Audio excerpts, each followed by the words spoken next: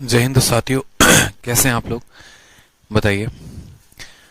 सबसे पहले तो आप सभी को बसंत पंचमी यानी सरस्वती पूजा की हार्दिक शुभकामनाएं।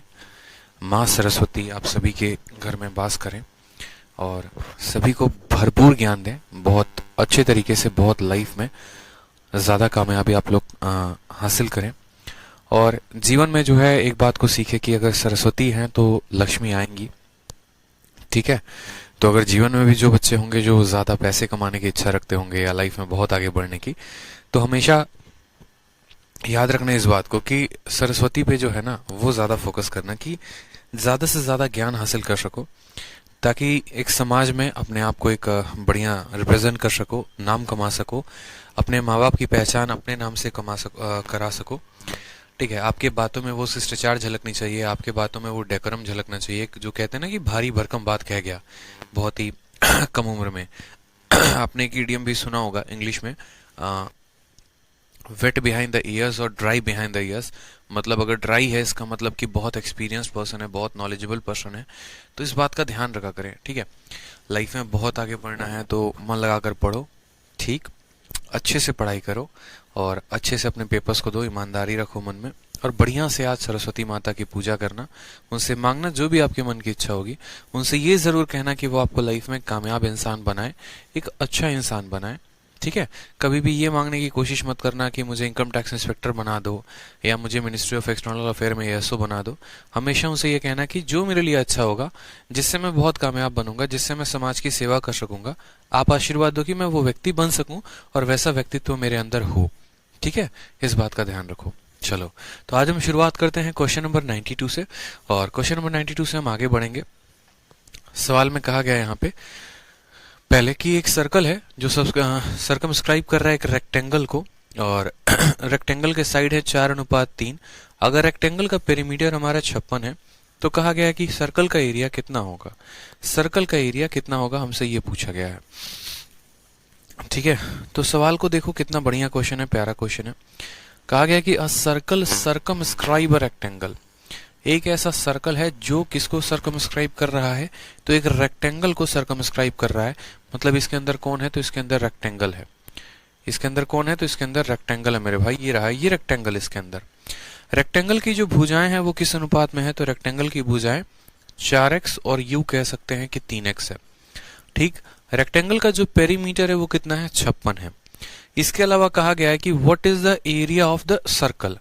अब एक बात को ध्यान से समझना है, जैसे ये 4 हो गया और ये 3 हो गया, तो ये जो डायमीटर होगा सर्कल का, ये डायमीटर जो होगा एक पॉइंट से दूसरा पॉइंट, ये क्या होगा, तो सर्कल का डायमीटर ये डायगोनल होगा। सर्कल का डायमीटर कितना होगा, ये डायगोनल होगा। यानी 3 4 की वजह से जो ट्रिपलेट बनता है वो 5 का बनता है।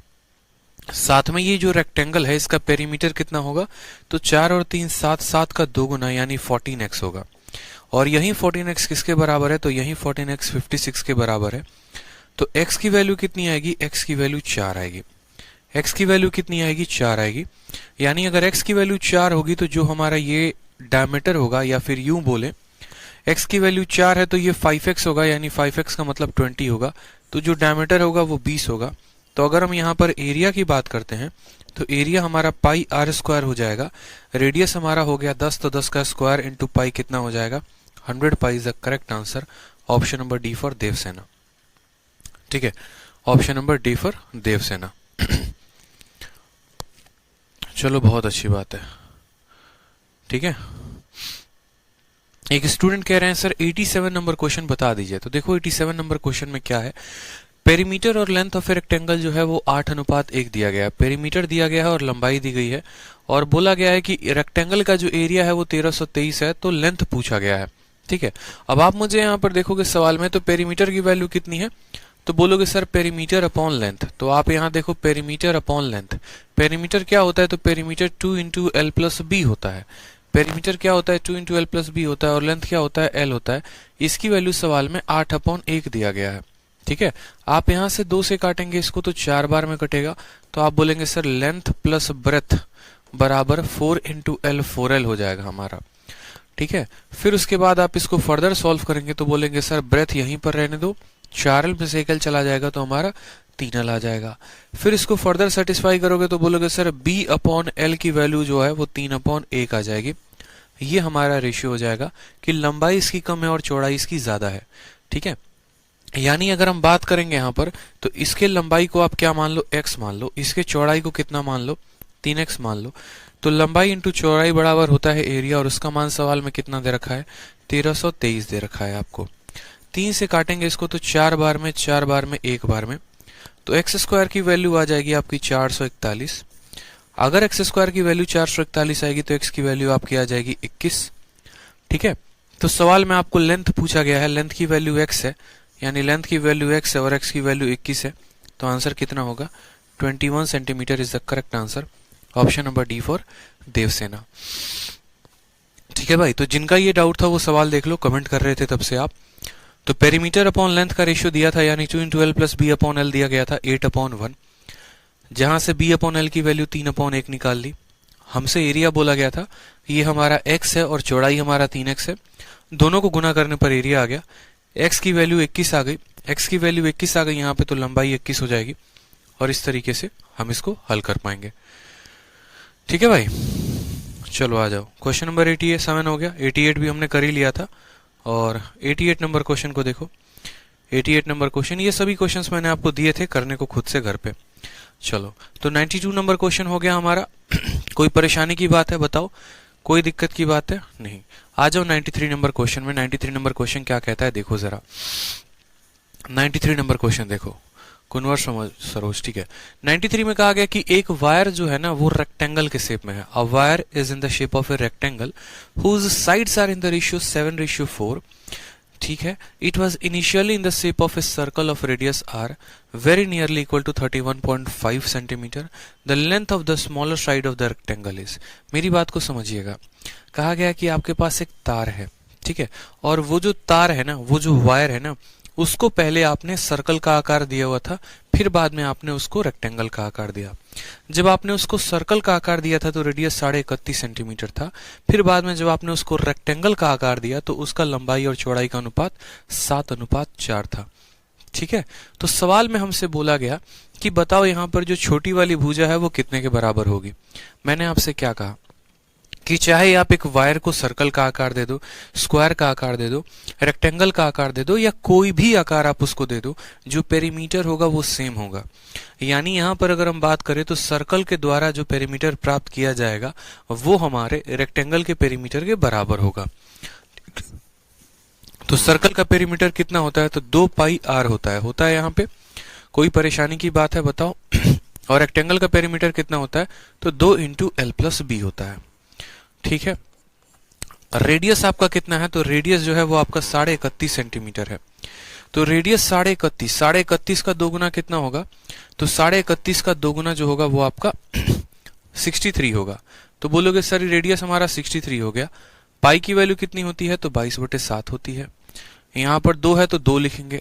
लंबाई और चौड़ाई का जो है अनुपात है, यानी लंबाई को हम 7x मान लेते हैं, चौड़ाई को 4x मान लेते हैं।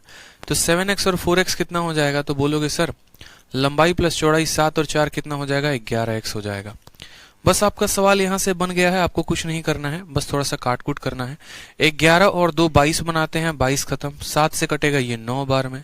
तो हमारी जो x की वैल्यू आ जाएगी वो कितनी आ जाएगी, x की वैल्यू हमारी 9 आ जाएगी। जब x की वैल्यू हमारी 9 आ जाएगी तो हमसे छोटी वाली साइड पूछी गई है, यानी 4x का मान पूछा गया है। तो 9 इंटू 4 कितना हो जाएगा, 36 हो जाएगा। ऑप्शन नंबर बी जो है, ठीक है, करेक्ट आंसर होगा।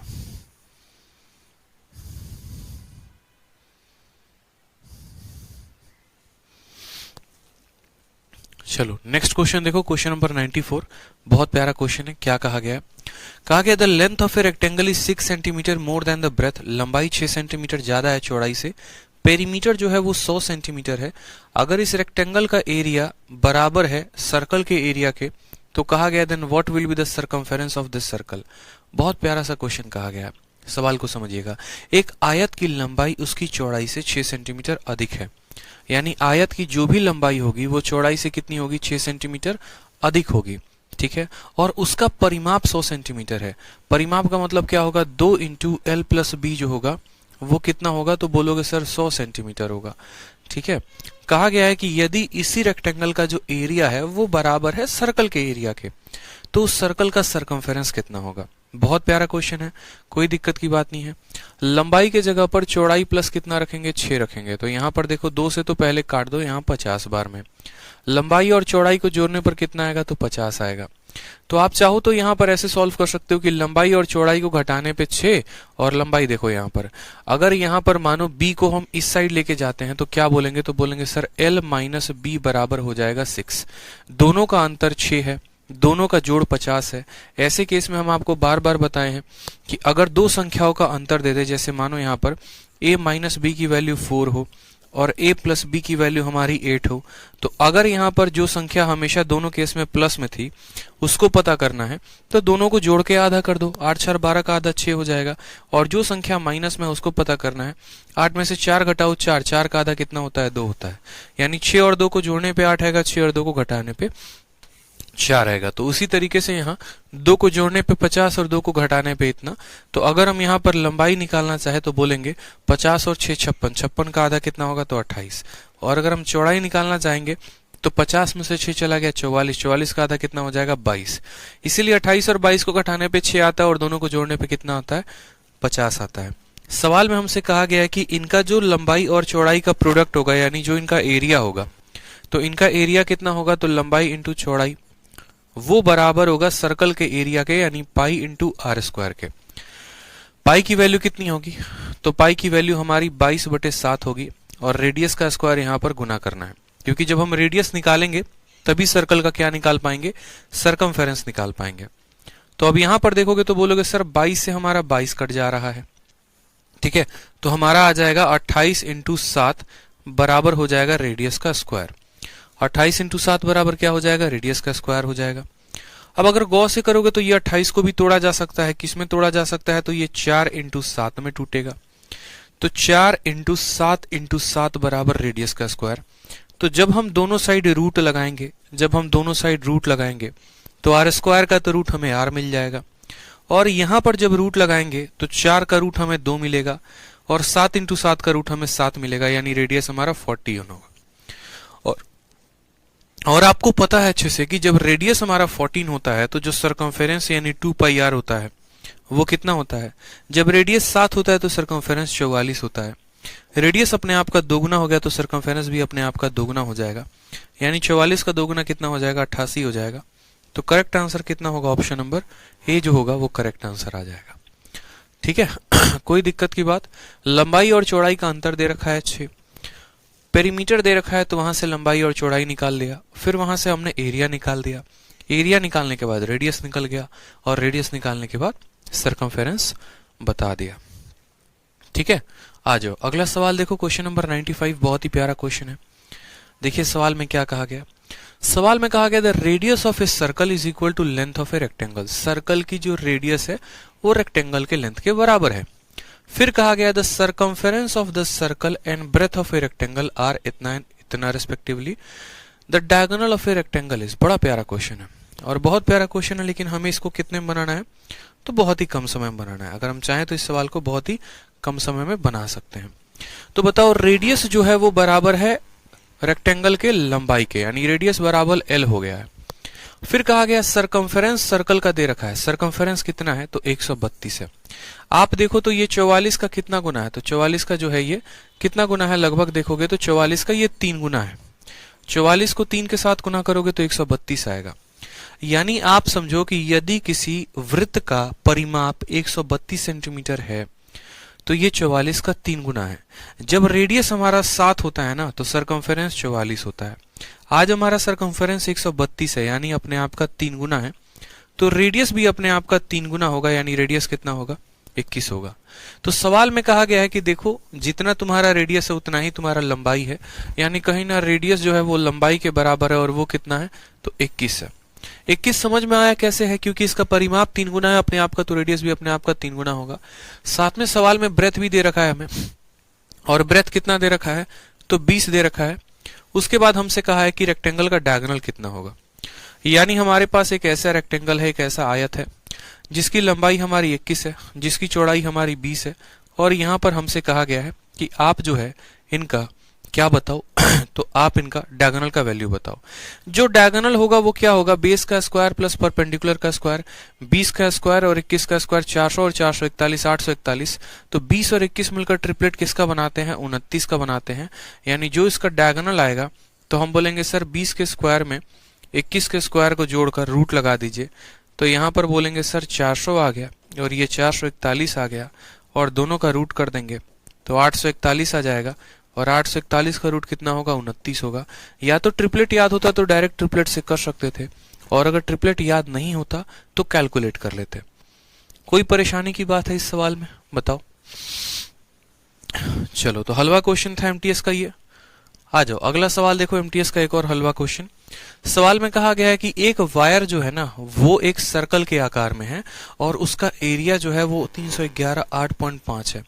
अब उसको एक रेक्टेंगल का आकार दिया गया है जिसके लंबाई जो है और चौड़ाई जो है वो 7:4 में है। तो कहा गया है कि इसका लंबाई कितना होगा। सबसे पहले बच्चा बोलेगा सर लंबाई 7 का मल्टीपल होगा। तो देखो चारों के चारों ऑप्शन 7 के मल्टीपल हैं। तो आपको कुछ करना नहीं है, सर्कल का एरिया दिया गया है और ये सर्कल का एरिया है, तो यहां से सर्कल का रेडियस निकाल लेना है। फिर आपको पता होगा कि सर्कल का जो रेडियस होता है वो बराबर होगा हमारे किसके, तो बराबर होगा हमारे रेक्टेंगल के पेरीमीटर के। सर्कल का सरकमफेरेंस बराबर होगा रेक्टेंगल के पेरीमीटर के। तो उसके 2πr को आप इसके 2 × l + b के बराबर कर देना, x की वैल्यू आ जाएगी तो आप इसकी लंबाई निकाल सकते हो, चौड़ाई निकाल सकते हो। तो ये सवाल आपके लिए रहेगा, ठीक है। उसके बाद आ जाओ नेक्स्ट क्वेश्चन 97। कहा गया कि एक सर्कल को, ठीक है, a circle is drawn circumscribing a rectangle. एक सर्कल के अंदर रेक्टेंगल है और यहां पर कहा गया है कि उस रेक्टेंगल की जो भुजाएं हैं वो 24 और 7 हैं, तो एरिया कितना होगा। अभी जस्ट ऐसा एक सवाल आपके सामने मैंने करवाया है, 97 का डिट्टो कॉपी अभी एक सवाल करवाया था। कौन सा सवाल, सेम तरीके से 92। इसमें भी कहा गया था कि एक सर्कल के अंदर जो है एक रेक्टेंगल है जिसके साइडों का अनुपात इतना है, पेरीमीटर दिया गया था, एरिया पूछा था। सेम तरीके से यहां पर भी तो हमने कहा था कि इसका डायगोनल निकाल दो और डायगोनल का आधा कर दोगे तो वो सर्कल का रेडियस हो जाएगा और उसके बाद एरिया निकाल देना। तो 97 में भी आपको सेम काम करना है। अगर सोचो यहां पर कि इसका लंबाई 7 और चौड़ाई 24 हो गया तो इसका जो डायगोनल होगा वो 25 होगा। 7 24 का ट्रिपलेट 25 का बनता है। अगर 25 डायमीटर होगा सर्कल का तो रेडियस 25 का आधा, ठीक है। तो एरिया निकालना है तो पाई इंटू आर स्क्वायर, जहां पर आर की वैल्यू 25/2 हो जाएगी और आप उसको कैलकुलेट कर लेना, ठीक है। ये कैलकुलेशन के लिए और कुछ नहीं है सवाल। चलो आ जाओ नेक्स्ट क्वेश्चन 98 नंबर देखो। 98 नंबर क्वेश्चन क्या कहा है। 98 नंबर क्वेश्चन में कहा है कि एक आयतकार लॉन जिसकी लंबाई उसकी चौड़ाई से दोगुनी है, लंबाई चौड़ाई की दोगुनी है, उसके भुजाओं पर 4 अर्धवृत्ताकार हिस्से बनाकर इसे बढ़ाया जाता है। यदि आयतकार लॉन की चौड़ाई 12 मीटर है तो पूरे लॉन को 100 रुपए प्रति वर्ग के मीटर से दर से समतल करने में कुल लागत क्या आएगी। और rectangular lawn whose length is twice to its breadth, उसकी लंबाई जो है वो ब्रेथ की दोगुनी है, is extended by having 4 semicircular portions on its side। बहुत ही प्यारा सवाल, बहुत ही अच्छा सवाल, बहुत ही प्यारा सवाल। कुछ नहीं है, हमारे पास एक ऐसा रेक्टेंगुलर लॉन है, ठीक है। लॉन का मतलब आप ऐसे समझ लो जैसे अमीर लोगों के चोचले नहीं होते थे कि हम जो है घर बनवाएंगे, घर में दर्री लगवाएंगे, महंगे महंगे दर्री लगवाएंगे, बड़ा बड़ा काम करेंगे, ये करेंगे वो करेंगे। तो बस वही कहानी है, ये चोचलेबाजी है अमीर लोगों की और कुछ नहीं है। तो सवाल में यहाँ पर हमसे ये कहा गया है कि एक रेक्टेंगुलर लॉन है, ठीक है। और रेक्टेंगुलर लॉन की अगर हम बात करें तो रेक्टेंगुलर लॉन में कहानी क्या क्या है वो समझते हैं दोस्त। तो सबसे पहले कहा गया यहाँ पर कि देखो इसके जो चारों के चारों भुजाएं है ना, यहाँ पर अर्धवृत्ताकार। अर्धवृत्ताकार का मतलब क्या हो गया कि सेमी सर्कुलर हम यहाँ बना रहे हैं, ठीक है। क्या बना रहे हैं, सेमी सर्कुलर। देखते चलो, यहाँ पर चारों साइड में हम जो है सेमी सर्कुलर पोर्शंस को रखे हुए हैं कि rectangular lawn whose length is twice to its breadth. अगर हम इसके यहाँ पर चौड़ाई को कितना मानते हैं, x मानते हैं, तो लंबाई हमारी 2x हो जाती है, ठीक है। उसके बाद कहा गया है कि it's twice of its breadth, is extended by having 4 semicircular portions on its side. What is the total cost of leveling the entire lawn at a rate of 100 per square meter if a smaller side of a rectangle is 12 metre? यदि छोटी वाली भुजा 12 metre है तो पूरा का पूरा levelling का खर्चा कितना आएगा? आप बोलोगे सर कितना आसान काम है ये बताओ। छोटी वाली साइड हमारी 12 है, तो छोटी वाली साइड 12 है तो बड़ी वाली साइड कितनी हो जाएगी? तो बड़ी वाली साइड हमारी 24 हो जाएगी। ये बड़ी वाली साइड कितनी हो जाएगी? 24, और छोटी वाली साइड हो जाएगी 12। ठीक है, हमें पूरे के पूरे लॉन का एरिया निकालना है, मतलब हमें ये दोनों सेमी सर्कल भी चाहिए, ये भी दोनों सेमी सर्कल चाहिए, और हमें ये रेक्टेंगल भी चाहिए, हमें सब कुछ चाहिए। अब हमें सब कुछ चाहिए तो हम इसका एरिया निकालेंगे, यानी पूरे के पूरे लॉन का जो एरिया आएगा ना वो आएगा यहाँ पर, हम बोले तो पार्ट 1, पार्ट 2, पार्ट 3, पार्ट 4 और पार्ट 5 सबको जोड़ने पर आएगा। यानी यहाँ पर अगर आप देखोगे तो यहाँ पर जितने भी हमने पार्ट बोले थे, दूसरा पार्ट और चौथा पार्ट, ये दोनों का जो है ना, ये दोनों का डायमीटर सेम होगा, यानी ये दोनों सेमी सर्कल मिलकर एक सर्कल बना देंगे। पहला पार्ट और तीसरा पार्ट, ये दोनों का डायमीटर सेम होगा। अगर दोनों का डायमीटर सेम होगा तो ये दोनों मिलकर क्या बना देंगे? ये भी दोनों मिलकर एक सर्कल बना देंगे। तो हमें यहाँ पर असल में क्या करना है, हमें यहाँ पर सबसे पहले तो एक रेक्टेंगल की लंबाई निकालनी है, सॉरी एरिया निकालना है, और उसका एरिया कितना होगा? तो रेक्टेंगल का जो एरिया होगा 24 × 12 होगा। फिर उसके बाद हमें ये दोनों सर्कल को जोड़ना है। अब ये दोनों सर्कल का जो एरिया आएगा वो कितना आएगा? तो बोलोगे सर पाई × आर का स्क्वायर, क्योंकि ये दोनों सेमी सर्कल मिलके एक सर्कल बना देंगे। और यहाँ पर आर के जगह पर क्या लिखेंगे? तो देखो ये पूरा का पूरा क्या है? डायमीटर है, तो पूरा 24 सेंटीमीटर डायमीटर है, तो रेडियस इसका आधा होगा, यानी पाई × 12 का स्क्वायर। फिर उसके बाद पाई × ये दोनों सर्कल, ये दोनों के दोनों सर्कल सेमी सर्कल, तो दोनों सेमी सर्कल को जब जोड़ोगे साथ में ले जाके तो एक वो सर्कल बन जाएगा। और सर्कल का एरिया कितना होता है? पाई × आर स्क्वायर। डायमीटर 12 है तो रेडियस हमारी कितनी हो जाएगी? 6 का स्क्वायर हो जाएगी। मेरी बात समझ में आ रहा है कि नहीं आ रहा है? रेडियस कितना हो जाएगा? तो 6 का स्क्वायर हो जाएगा। आप ऐसा कह सकते हो। अब यहां पर देखोगे तो बोलोगे सर 12 का स्क्वायर 144 का 2 गुना 288, इसको गुना करोगे 288 आएगा। 12 का स्क्वायर कितना देखो, तो यहां पर भी पाई है, यहां पर भी पाई है, तो पाई अगर कॉमन ले लोगे तो 12 का स्क्वायर 144 होता है और 6 का स्क्वायर हमारा 36 होता है। इनको जोड़ दोगे तो बोलोगे सर 288 यहां पर था ही, पाई का मान कितना होता है? 22/7 होता है। यहाँ पर सवाल में 3.14 लेने को कहा है, तो चलो देख लेंगे। 140 और 30 170, 170 180, यानी 3.14 लेने को बोला है तो वही लेंगे, और उसको गुना करना है किसके साथ? 180 के साथ। ठीक, कोई समस्या की बात है तो बोलोगे नहीं सर, ये 288 को 288 रहने देते हैं, यहाँ पर इनका गुना लगाते हैं। 18 चौके 72 का 2 हाथ में 7, 18 कम 7, 18 और 7 25 का 5 हाथ में 2, 18 तिरके 54 और 55 56। ठीक है, दशमलव के बाद 2 स्थान है, 0 से गुना होने पर दशमलव के बाद सिर्फ एक ही स्थान रहेगा। साथ में सवाल में हमें यह भी बोला गया है कि अभी पहले तुम एरिया निकालो, तो आप एरिया जब निकालोगे तो बोलोगे 8 5 13, 8 6 14 15, 5 2 7 1 8, 853.2 कितना हो जाएगा? 853.2। ये तो हमारा एरिया हो जाएगा। और जब हम एरिया निकाल लेंगे कि इतना सेंटीमीटर स्क्वायर है या इतना मीटर स्क्वायर है, तो फिर कहा गया है कि तुमको खर्चा बताना है, यानी तुमको कॉस्टिंग बतानी है। और कॉस्टिंग क्या ले रहा है? तो 1 मीटर स्क्वायर के लिए 100 रुपया, तो इतने के लिए कितना लेगा? तो इसको 100 से गुना करना पड़ेगा। तो 853.2 को जब आप 100 से गुना करोगे तो आपका ऑप्शन नंबर ए आ जाएगा। 85320 इज द करेक्ट आंसर, और यही हमारा फिक्स होगा। ठीक है, समझ में आ गया बात यहाँ पे? क्लियर है? सर आप बहुत स्मार्ट लग रहे हो, क्या बात है। चंदन जब मस्तिष्क पे चढ़ जाता है ना तो इंसान की खूबसूरती ऐसे ही बढ़ जाती है। चंदन हो गया, टीका हो गया, अबीर हो गया, ये हमारी भारतीय संस्कृति है। चलो बहुत अच्छी बात है। तो क्लियर हो गया यहाँ पे, समझ में आ गया यहाँ पे कि हमारा ये आंसर हो गया, ये हमारा एरिया हो गया, ये हमारा एरिया हो गया, तीनों को जोड़ा 853.2 हो गया और कॉस्टिंग निकाल दी यहाँ पे। चलो नेक्स्ट आ जाओ, क्वेश्चन नंबर 99 को देखो। 99 नंबर क्या कहा गया है? 99 नंबर क्वेश्चन में कहा गया कि एक रेक्टेंगुलर लॉन है जिसकी लंबाई दोगुनी है चौड़ाई के, सेम तरीके से 4 सेमी सर्कुलर बनाया गया है। बोला गया टोटल लॉन का एरिया कितना होगा, यानी स्मॉलर साइड यहाँ पर कितनी है? 12 है।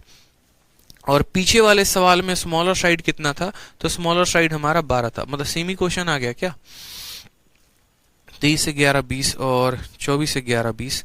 अब देखो यहाँ पे असल में ये जो सवाल पूछा गया ना, अब गौर से देखोगे तो क्वेश्चन नंबर 98 में क्या पूछा गया है, टोटल कॉस्ट कितना होगा।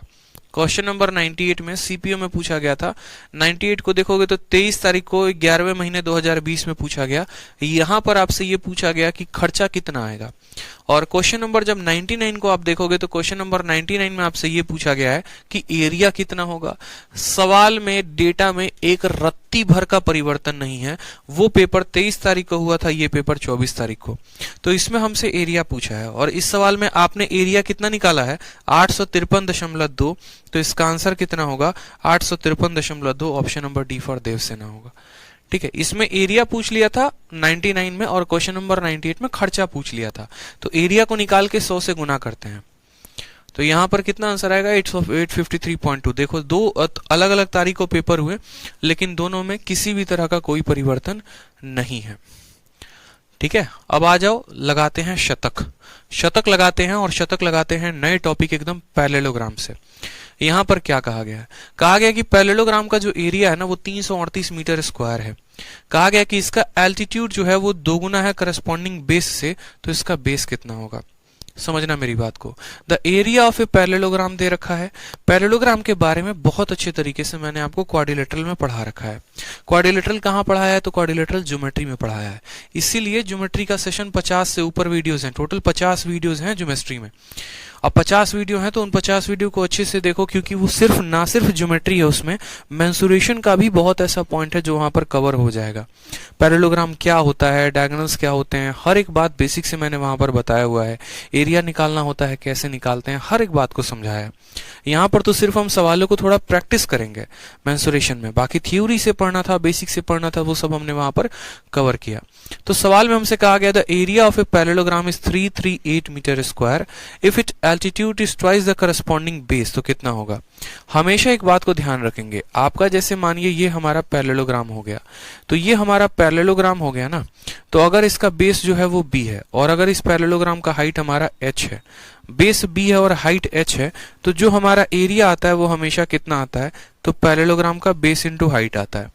बहुत बच्चों के मन में ये होता है कि सर हाफ से क्यों नहीं गुना किया। हाफ से इसीलिए नहीं गुना किया क्योंकि हाफ से हम किस में गुना करते हैं, ट्रायंगल के एरिया में। त्रिभुज का एरिया निकालने के लिए हाफ से गुना करते हैं। चूंकि एक पैरेललोग्राम दो ट्रायंगल से मिलकर बना होता है तो पहले हाफ से गुना करो और फिर 2 से गुना करो, तो वो दोनों आपस में कट जाते हैं, इसीलिए बेस इंटू हाइट डायरेक्ट हो जाता है। समझे मेरी बात को आप या नहीं समझे, तो बस यहाँ पर बेस इंटू हाइट करो। तो एरिया की वैल्यू कितनी है, तो बोला गया है एरिया जो है वो 338 है। एरिया कितना है, 338 है यहाँ पर। उसके बाद बात करते हैं, बोला गया एल्टीट्यूड यानी हाइट दोगुना है बेस के।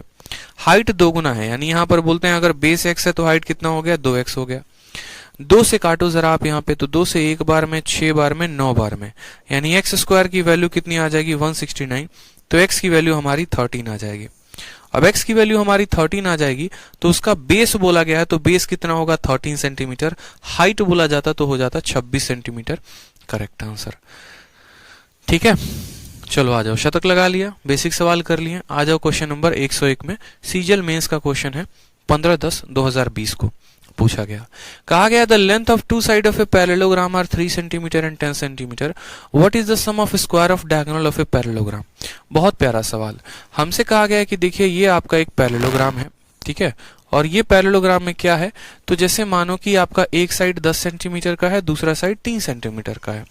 आपको कुछ नहीं करना है, ये जो डायगोनल्स है ना, इनके डायगोनल्स के स्क्वायर का सम बताना है, सम ऑफ स्क्वायर ऑफ डायगोनल। अब आप मुझे बताओ यहाँ पर कि आपको एक प्रॉपर्टी पढ़ाई थी, अगर आपको याद होगा तो डायगोनल में आपने एक पैरेललोग्राम में प्रॉपर्टी पढ़ा था। क्या पढ़ा था, ABCD में। जरा वो प्रॉपर्टी अगर किसी को याद होगी, ठीक है, अगर किसी को याद होगा यहाँ पर वो प्रॉपर्टी, तो जरा वो प्रॉपर्टी को आप जो है मुझे बताओ एक बार कमेंट बॉक्स में लिखे कि वो प्रॉपर्टी क्या था। ठीक है, आपको अगर पता होगा अच्छे से, तो हमने कहा था कि जो दोनों डायगोनल के स्क्वायर का जो सम होता है, यानी AC का स्क्वायर प्लस BD का स्क्वायर, AC का स्क्वायर प्लस BD का जो स्क्वायर होगा वो बराबर होगा दोगुना इंटू AC स्क्वायर। देखो AC square plus BD square बराबर होगा दोगुना इंटू AB का स्क्वायर प्लस BC का स्क्वायर। आपको याद होगा अगर आपने ये प्रॉपर्टी पढ़ी थी तो आपको याद है कि नहीं याद है कि सर AC का स्क्वायर प्लस BD का स्क्वायर बराबर 2 गुना इंटू AB का स्क्वायर प्लस BC का स्क्वायर।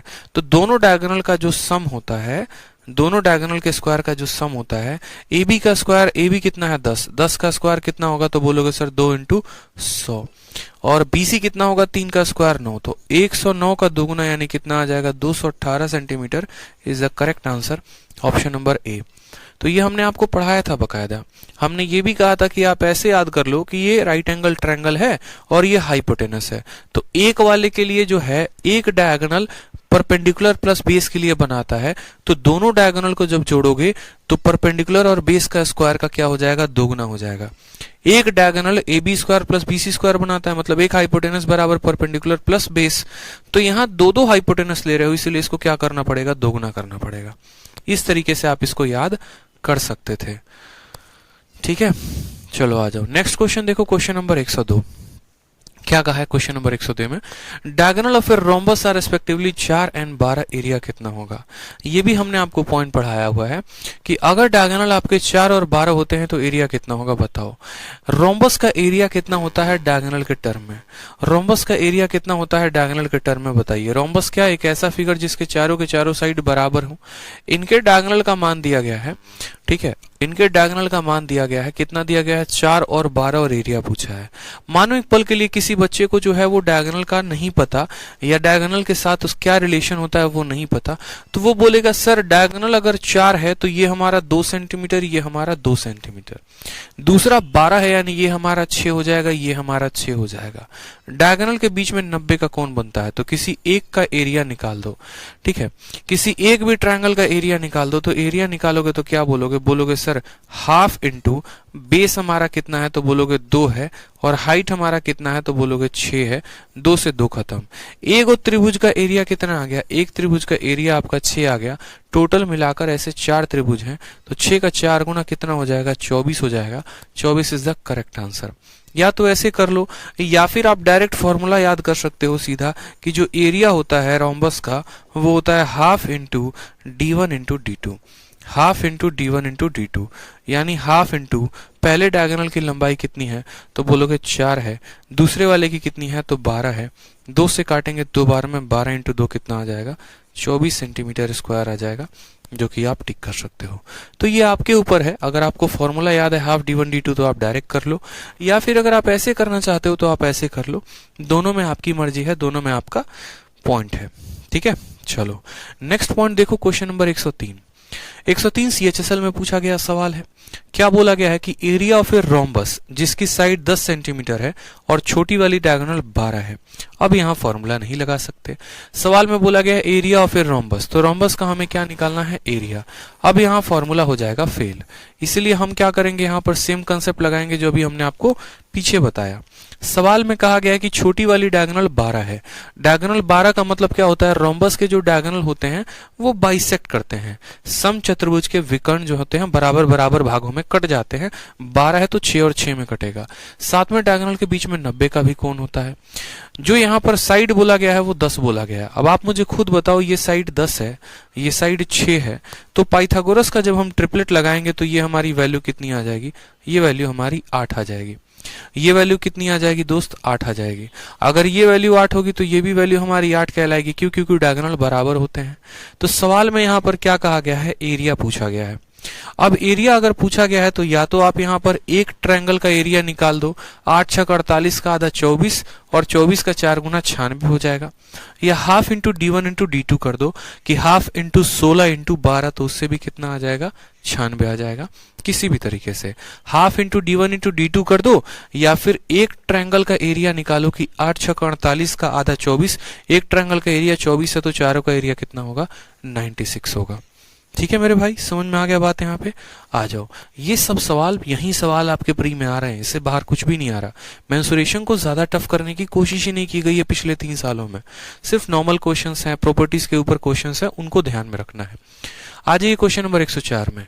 क्या बोला है कि यदि दोनों डायगोनल का मान 14 है और 48 है तो पेरीमीटर कितने का होगा। पेरीमीटर हमसे पूछा गया है कि पेरीमीटर बता दो कितने का होगा। आप बोलोगे सर देखो ये हमारा एक रोम्बस है, ठीक है, इसके हमारे दो डायगोनल हैं, बहुत सिंपल सी बात है। दोनों डायगोनल में मान कितने कितने का है, तो 14 का है, 48 का है। 14 का मतलब 7 और 7 हो गया, 48 का मतलब यहाँ पर 24 हो गया और ये भी 24 हो गया। और कोण कितने का बनता है, 25 का, 90 का कोण बनता है। तो आप मुझे खुद बताओ ये क्या बन गया, नीचे वाला ब्लू कलर वाला, ये एक राइट एंगल ट्रायंगल बन गया। राइट एंगल ट्रायंगल में अगर ये 7 है और ये 24 है तो ये कितना हो जाएगा, 25 हो जाएगा।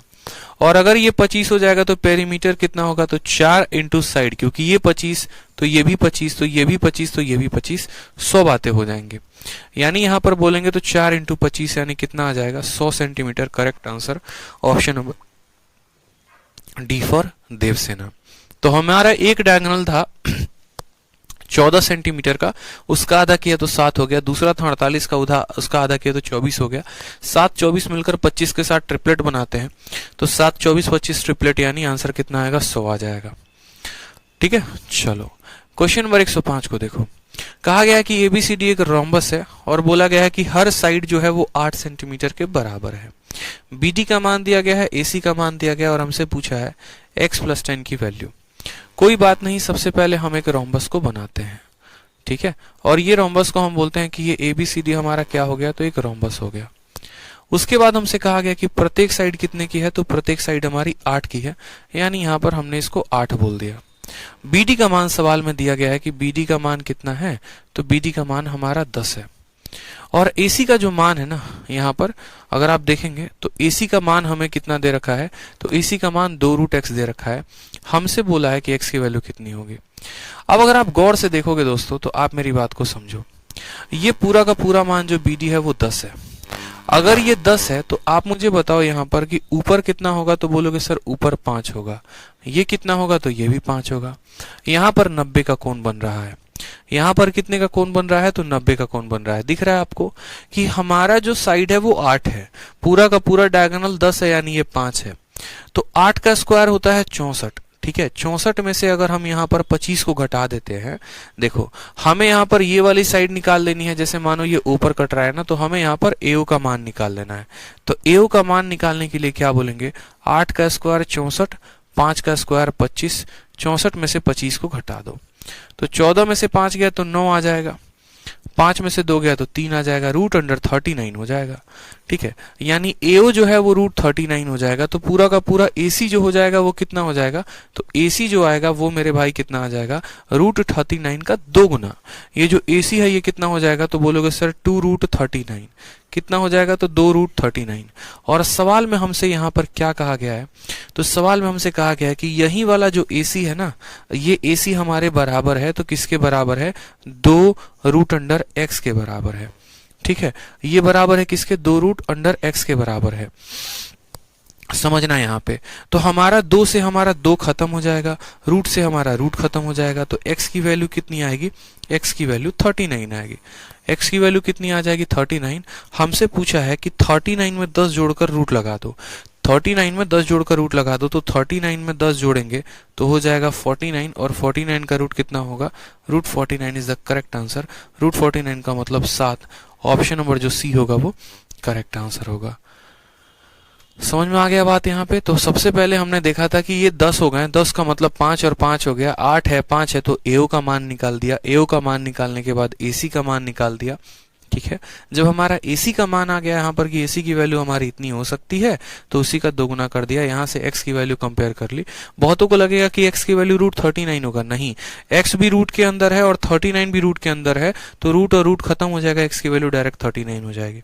इस बात का ध्यान रखें, ठीक है। चलिए नेक्स्ट क्वेश्चन को देखिए। नेक्स्ट क्वेश्चन क्या कहा गया है, कहा गया है कि रोम्बस का एक साइड 26 सेंटीमीटर है, एक डायगोनल 48 सेंटीमीटर है, तो रोम्बस का एरिया कितना होगा। सवाल आसान है, आराम से कर लेंगे।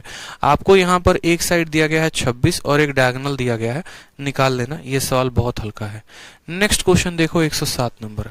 पेरीमीटर रोम्बस का दिया गया है 20, तो अगर पेरीमीटर 20 है तो साइड कितना हो जाएगा, 5 सेंटीमीटर का, क्योंकि अगर पेरीमीटर 20 है तो उसको 4 से भाग कर दो। 4 से भाग कर दोगे तो साइड हो जाएगा 5, 10, 15, 20, साइड हो जाएगा 5। एक डायगोनल का मान 6 सेंटीमीटर, तो उसका आधा हो जाएगा 3, यानी 5 हो गया, 3 हो गया, तो दूसरा वाला डायगोनल का आधा 4 हो जाएगा, और 4 का दोगुना यानी 8 हो जाएगा। ये भी आप कैलकुलेट करके देख लेना, ठीक है।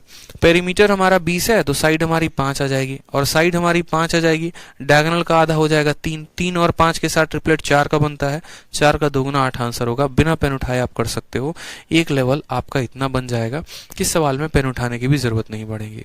नेक्स्ट क्वेश्चन देखो 108 नंबर, कहा गया रोम्बस का जो एरिया है वो 300 सेंटीमीटर स्क्वायर है।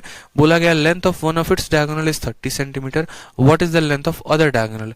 एरिया बराबर क्या होता है बताओ, तो बोलोगे सर एरिया बराबर सीधा का सीधा हाफ इंटू डायगोनल 1। एक डायगोनल की वैल्यू कितनी है तो 30 है, और दूसरे डायगोनल की वैल्यू d मान लेते हैं, ठीक है। 3 से 3 खत्म, 0 से 0 खत्म, तो डायगोनल की जो वैल्यू आएगी 2 इंटू 0 यानी 20 आ जाएगा। करेक्ट आंसर हो जाएगा 20 है। ये भी कोई सवाल है बताओ, एमटीएस में पूछा गया सवाल है, बकवास सवाल है, फर्जी सवाल है। नेक्स्ट क्वेश्चन आ जाओ, क्वेश्चन नंबर 109। बोला गया length of diagonal of a rhombus, diagonal 24 है और 18 है, तो एरिया कितना होगा। सीधा सा बात है, half into d1 into d2, ठीक। Half into d1 into d2 यानी करोगे यहाँ पर तो 18 का आधा कर दो 9, और 9 को 24 के साथ 9 चौके 36 का 6, और 9 दूनी 18, 21, 216 आएगा हमारा करेक्ट आंसर। सॉल्व करके देख लो, option number D for Devsena, ठीक है। इसका आधा हो गया 12, 12 8 96 का 6, 9 हाथ में 12 कम 12 9 21, ऑप्शन नंबर डी जो आएगा वो करेक्ट आंसर, क्योंकि एरिया बराबर half into d1 into d2 होता है। क्योंकि देखो मैंने ये सवाल को प्रैक्टिस सेशन रखा है, इसलिए मैंने कहा था कि मेंसुरेशन की 2D मैंने पहले पढ़ा दी, और यहाँ पर जो है ये पूरा अच्छे तरीके से प्रैक्टिस सेशन है, जिसमें हम ज्यादा से ज्यादा प्रैक्टिस किया करेंगे। प्रैक्टिस चाहे वो आसान सवाल हो चाहे कठिन सवाल हो, किसी भी तरह का सवाल हो, जितना भी प्रीवियस ईयर है उसको पूरा प्रैक्टिस किया जाएगा, ठीक है।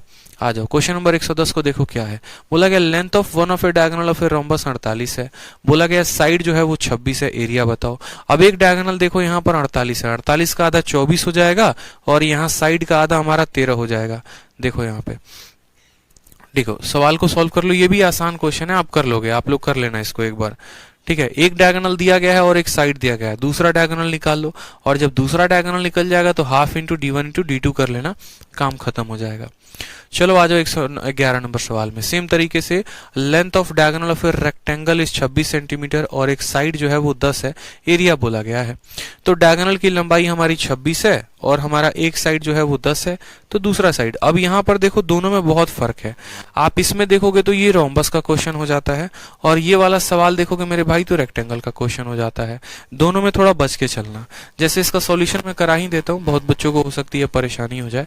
मानो ये आपका रोम्बस है, और रोम्बस में आपको कहा गया length of one of A diagonal 48। अगर मानो इस पूरे डायगोनल की लंबाई 48 है, तो जो इसका आधा होगा वो कितना होगा, तो 24 हो जाएगा। उसी तरीके से जो साइड है वो कितना है, तो बोलोगे सर ये जो साइड है ना रोम्बस की, ये हमारी 26 है। अगर आपका जो साइड है वो 26 है, तो बोलोगे सर ये 12 का ट्रिपलेट है और ये 13 का है। तो याद करो जो ट्रिपलेट बनता है वो बनता है 5, 12 और 13। 13 का दोगुना यहाँ पर मिल गया, 12 का दोगुना यहाँ पर मिल गया, तो 5 का दोगुना यानी ये कितना होगा, 10 होगा। अब अगर आप एरिया निकालना चाहते हो तो आप एरिया निकाल सकते हो, बोलोगे सर हाफ इंटू पहला वाला डायगोनल, पहले वाले डायगोनल की लंबाई 48 है, और दूसरा वाला डायगोनल 10 और 10 कितना हो जाएगा, 20 हो जाएगा। 2 से 2 खत्म, 48 का 10 गुना 480 आएगा। इस केस में इसका एरिया हो जाएगा option number D for Devsena, 480 is the correct answer हो जाएगा, ठीक है। समझ में आ गया बात। यहाँ पर हम हमेशा इसके माध्यम से निकालते हैं, क्यों, क्योंकि यहाँ पर जो कोण होता है वो 90 का होता है। रोम्बस में दोनों डायगोनल जहां पर काटते हैं वहीं पर 90 का कोण बनता है। लेकिन अगर हम यहाँ पर इस वाले सवाल में देखें जो कि एक रेक्टेंगल का क्वेश्चन है, तो रेक्टेंगल वाले क्वेश्चन में देखिए क्या कहा है, लेंथ ऑफ ए डायगोनल जो है वो 26 है, एक साइड 10 है, तो एरिया बोला है। यानी यहाँ पर अगर हम गौर से देखें तो हम बोलेंगे सर ये रेक्टेंगल का क्वेश्चन है, एक आयत का क्वेश्चन है। इसमें जो डायगोनल है वो कितना है, तो बोलेंगे सर 26 है। उसके अलावा जो एक भुजा है वो कितनी है, तो 10 है। अब गौर से देखो यहाँ पे तो 26 और 10 ठीक है। और यहाँ पर भी देखोगे तो 26 और 10, जब यहाँ हाइपोटेनस 26 होता है, एक भुजा 10 होती है, तो दूसरी वाली कितनी होती है 24। यानी यहाँ पर आप बोलोगे सर अगर ये 26 और ये 10 है तो ये भुजा हमारी हो जाएगी 24। क्यों? क्योंकि यहाँ 90 का कोण बनता है। 90 का कोण बनता है तो हाइपोटेनस हमें पता है, परपेंडिकुलर पता है, 5 12 13 का ट्रिपलेट आ जाएगा।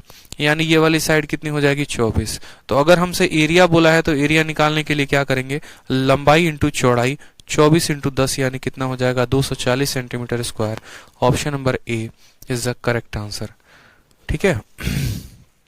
चलो आ जाओ क्वेश्चन नंबर 112 को देखो। 112 में क्या बोला है? 112 में कहा है रोम्बस की एक भुजा 13 सेंटीमीटर है, एक डायगोनल जो है वो 10 सेंटीमीटर है, तो एरिया कितना होगा? अगर आप इसको सेकंडों में करना चाहोगे तो आप बताओ, एक साइड हमारा 13 है और डायगोनल 10 है, 10 का आधा हो जाएगा 5, यानी अगर हमारा 5 हो गया, एक साइड 13 हाइपोटेनस हो गया, तो दूसरा वाला 12, 12 का 2 गुना 24। हमें क्या करना है, half into D1 into D2। ठीक है, तो हाफ इंटू 24 इंटू 10 करेंगे, 120 जो होगा वो करेक्ट आंसर होगा इसका। निकाल के देख लो कितना आंसर आएगा। 120 इसका आंसर आएगा मेरे भाई। हाफ इंटू पहला वाला डायगोनल हो जाएगा 10 का, दूसरा वाला डायगोनल हो जाएगा 24 का। ठीक है,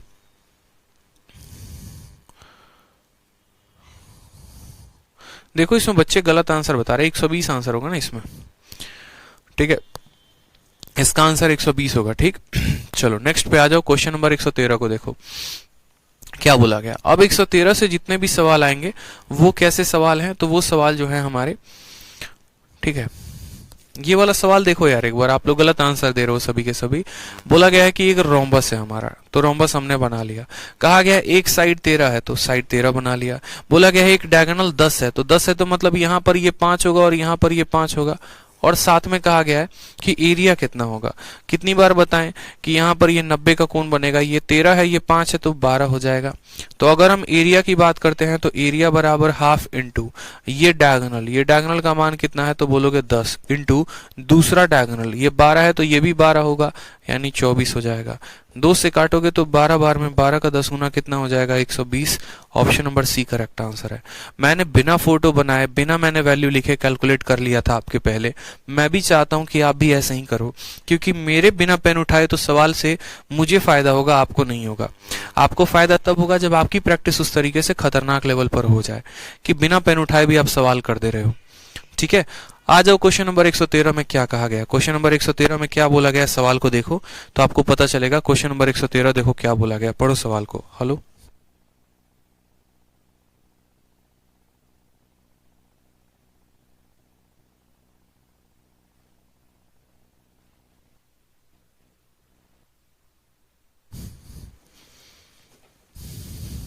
सवाल में कहा गया the parallel side of A trapezium of 20 centimetre and 10 centimetre.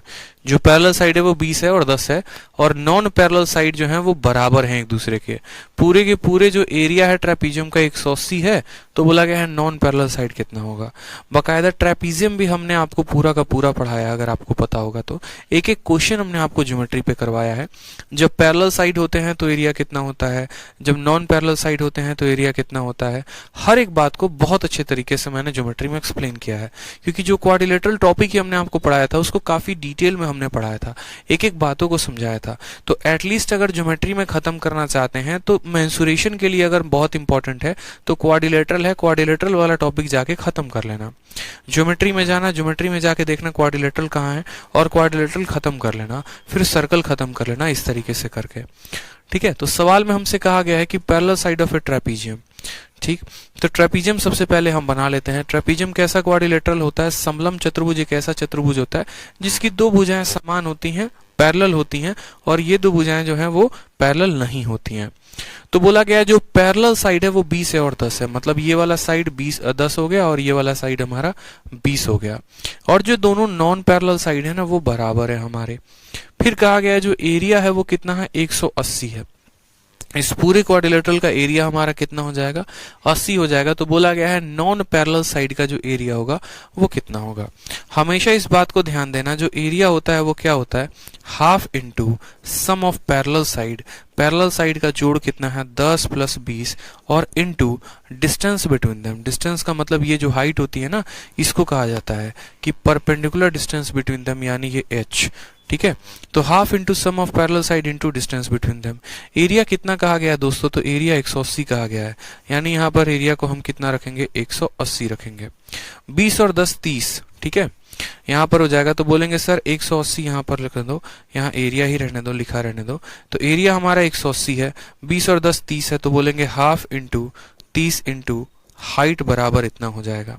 ठीक, कट्टम कुटाई खेल लो, खेलना है तो 0 से 0 खत्म हो जाएगा, 3 से 6 बार में खत्म हो जाएगा, 6 का 2 गुना 12। तो हाइट हमारी कितनी आ जाएगी दोस्तों, हाइट हमारी 12 आ जाएगी। लेकिन सवाल में हमसे हाइट नहीं पूछा है, सवाल में हमसे बोला है नॉन पैरेलल साइड कितना होगा। अब अगर गौर से जब यहाँ बनाओगे ना फोटो में, तो आप एक यहां से हाइट डालो, ठीक है, और आप एक यहां से हाइट डालो। ठीक, समझ में आ गया बात। अगर ये पूरी की पूरी लंबाई 10 सेंटीमीटर है ना, तो यहां से याद रखना इस बुरे बारे बात को कि ये पूरी की पूरी लंबाई ये भी कितनी होगी, तो ये भी आपकी 10 सेंटीमीटर होगी, ये भी आपकी 10 सेंटीमीटर होगी। अब पूरा ट्रेपीजियम का लंबाई हमारा 20 का है, ठीक है, और उसमें ये जनाब 10 है, तो बाकी 10 कहाँ गया, तो बाकी 10 ये दोनों भागों में बंट जाता है, बराबर बराबर भागों में। क्यों बंट जाता है बराबर बराबर भागों में, क्योंकि भाई मेरे ये दोनों साइड बराबर हैं। यानी पूरा भाग 20 था जिसमें ये 10 है, तो बाकी 10 में ये 5 है, और ये भी कितना है, तो 5 है। ठीक है, हाइट हमने निकाला है 12, यानी ये वाला हाइट कितना है, 12। तो अब मुझे खुद बताओ हाइट 90 का कौन बनाता है, ये 5 हो गया और ये 12 हो गया, तो जो नॉन पैरेलल साइड होगा वो कितना होगा, 13 होगा कि नहीं होगा, तो बोलोगे हाँ सर। तो नॉन पैरेलल साइड कितना आ गया, option number B for Baahubali, 13 is the correct answer. तो पहले एरिया से हमने हाइट का मान निकाला, हमारा हाइट निकल गया। हाइट निकालने के बाद हमने ये कहा कि पूरी लंबाई 20 की है, जिसमें ये 10 है, तो ये 5 और 5 है, ये 5 है, 12 है, तो कितना हो जाएगा, 13 इज द करेक्ट आंसर। ये हमारा फिक्स वैल्यू हो जाएगा। ठीक है, आ जाओ क्वेश्चन नंबर 114 देखो। सर वर्ग और रोम्बस में क्या अंतर है, हैप्पी जांगेड़ पूछते हैं। तो देखो स्क्वायर में और रोम्बस में क्या डिफरेंस है, ये एक स्टूडेंट पूछ रहा है कि सर वर्ग में और रोम्बस में क्या अंतर है। तो देखो यहाँ पर भी इसके चारों के चारों साइड बराबर होते हैं, यहाँ पर भी इसके चारों के चारों साइड बराबर होते हैं। जो मेजर डिफरेंस होता है वो ये होता है कि एक स्क्वायर यहाँ पर 90 का कोण बनाता है, स्क्वायर में चारों के चारों कोण 90 के होते हैं, लेकिन रोम्बस में यहाँ पर चारों कोण 90 के नहीं होते हैं। उदाहरण के तौर पर अगर ये 70 होगा तो ये आपका 110 हो जाएगा, ये 110 होगा तो ये 70 हो जाएगा, फिर ये 110। यानी रोम्बस के अपोजिट एंगल्स इक्वल होते हैं, ठीक है, और वो भी 90 के बराबर हो भी सकते हैं, नहीं भी हो सकते हैं। तो बस यहाँ पर यही दोनों में मेजर डिफरेंस जो होता है वो ये होता है कि यहाँ पर चारों कोण 90 के होंगे और यहाँ पर कोण जो होगा वो 90 का नहीं होगा। यानी दोनों हैं तो सही पैरेललोग्राम, लेकिन दोनों में डिफरेंस ये है कि इसका जो है इसको थोड़ा सा अगर झुका दिया जाए तो कहीं ना कहीं यही वाला स्क्वायर क्या कहला जाता है, यही वाला स्क्वायर जो है वो रोम्बस कहलाता है। अगर वो 90 डिग्री पर खड़ा है तो वो स्क्वायर कहलाएगा, लेकिन जैसे उसको थोड़ा सा झुका दोगे तो वो अपने आप में क्या कहलाएगा, वो एक रोम्बस कहलाएगा। ठीक है, आ जाओ नेक्स्ट क्वेश्चन देखो। नेक्स्ट क्वेश्चन क्या कहा गया है, ठीक है, नेक्स्ट क्वेश्चन 114। दो पैरेलल साइड दिए गए हैं 27 और 13, हाइट भी दिया गया है 7, बोला गया है एरिया कितना होगा। हलवा सवाल एकदम बताओ। तो एरिया के लिए क्या लगाते हैं, सीधा का सीधा formula half into sum of parallel side. Parallel side का सम कितना हो गया, तो 27 और 13 को जोड़ोगे तो 40 आएगा, तो half into sum of parallel side into distance between them, और डिस्टेंस कितना होगा, तो 7, 2 से काटोगे तो 20 बार में 20 का 7 गुना कितना आ जाएगा, तो 140। B option is the correct answer. ठीक है, 140 को ध्यान रखेंगे, लेकिन जितने बच्चे 140 को टिक करेंगे उनका हो जाएगा आंसर गलत। मैं बताता हूं आंसर क्यों गलत हो जाएगा। आप सभी का आंसर गलत है, मुबारक हो, आपको मिलते हैं -2.5 नंबर। कितना मिलता है, -2.5 नंबर, क्योंकि ये ह्यूमन बिहेवियर है। हम सवालों को थोड़ा कम पढ़ते हैं, हमारी जो आदत होती है वो कम होती है। हम बस सवाल को देखते हैं और आंसर टिक कर देते हैं, लेकिन हम ये तक नहीं देखते कि असल में हमसे पूछा क्या है। सवाल में ये भी मान सेंटीमीटर में है, ये भी मान सेंटीमीटर भी, हाइट भी सेंटीमीटर में है, लेकिन जो हमसे एरिया पूछा है वो मीटर स्क्वायर में पूछा है। एरिया पूछा है तो मीटर स्क्वायर में, यानी यहाँ पर जो हमारा एरिया आया है वो सेंटीमीटर स्क्वायर में आया है। और जब हमें इसको मीटर स्क्वायर में कन्वर्ट करना होगा तो हम जानते हैं कि सेंटीमीटर को मीटर में कन्वर्ट करने के लिए 100 से भाग करते हैं, और सेंटीमीटर को मीटर स्क्वायर में कन्वर्ट करना है यानी 100 इंटू 100 करना पड़ेगा। ठीक है, एक बार सेंटीमीटर को अगर आप मीटर में कन्वर्ट करोगे तो आपको 100 से भाग करना पड़ेगा, आपने तो सेंटीमीटर के स्क्वायर को मीटर के स्क्वायर को बदला है, यानी 100 और 100 से भाग करोगे 2 बार, तो यहाँ पर देखो एक जीरो से तो आपका एक जीरो चला जाएगा और 14 को 1000 से भाग करना होगा, 14 बटे में 1000, और 14 बटे में 1000, दो जीरो के स्थान पे दो संख्या आ जाएंगी, एक जीरो बच जाएगा, यानी 0.014 metre square is the correct answer. 0.014, option number D for Devsena correct answer होगा। ठीक है, बहुतों को कंफ्यूजन होगा, कोई बोलेगा ऑप्शन नंबर ए सही है, कोई बोलेगा डी सही है, किसी का सी सही आएगा, लेकिन आपने जो है थोड़ी सी गलती की है, उस बात का ध्यान रखें। ठीक है, 27 सेंटीमीटर है, 13 सेंटीमीटर लंबदम की, तो इसका क्षेत्रफल ज्ञात करें और हिंदी में कर लो मीटर स्क्वायर में, हिंदी में कर लो, अगर मीटर स्क्वायर नहीं दिया है तो हिंदी में मीटर स्क्वायर शब्द जोड़ लो। ठीक है, चलो आ जाओ नेक्स्ट क्वेश्चन देखो, क्वेश्चन नंबर 115। अभी सिंह, आपका उत्तर अभी भी गलत आ रहा है, आप 0.14 उत्तर दे रहे हैं जो कि गलत है। अभी आप मेरी बात को समझिए, आपको 140 को 100 इंटू 100 से भाग करना था, एक जीरो से आपका एक जीरो चला जाएगा, 14 बटे 1000 आएगा। यहाँ पर दो संख्याएं हैं और यहाँ पर 3 डिजिट है। ठीक है, तो क्या होता है कि ये दो संख्याओं के स्थान पे दो जीरो तो कैंसिल कर देगा, एक जीरो फालतू बच जाएगा, वो जीरो उठकर यहाँ पर आ जाएगा, यानी दशमलव के बाद एक जीरो होगा और फिर उसके बाद तब 1 और 4 का इस्तेमाल होगा। ठीक है, जितने बच्चे हैं सी आंसर दे रहे हैं, बी आंसर दे रहे हैं, सबका आंसर गलत है, ऑप्शन नंबर जो डी है वो करेक्ट है। थोड़ा सा आप लोगों को दशमलव में बता दिया जाए ना तो आप लोग जो है खेल खेल लेते हैं, ध्यान रखें इस बातों का। ठीक है, नेक्स्ट क्वेश्चन देखो, 115 नंबर। कहा गया है कि स्क्वायर कार्डबोर्ड है जिसका साइड 3 सेंटीमीटर है, और यहाँ पर जो है ना, यहाँ पर इसकी जो हिंदी है वो गलत है, यहाँ पर इसको करेक्ट कर लो, इंग्लिश जो है वो गलत है, इंग्लिश में यहाँ फोल्डेड शब्द आएगा, इंग्लिश में यहाँ पर फोल्डेड शब्द आएगा कि एक स्क्वायर साइज कार्डबोर्ड है जिसका साइड 3 सेंटीमीटर है, उसको फोल्डेड किया गया है डायगोनल के तरफ से, तो बोला गया है यहाँ पर जो हाइट होगा ट्रायंगल का वो कितना होगा। ठीक है,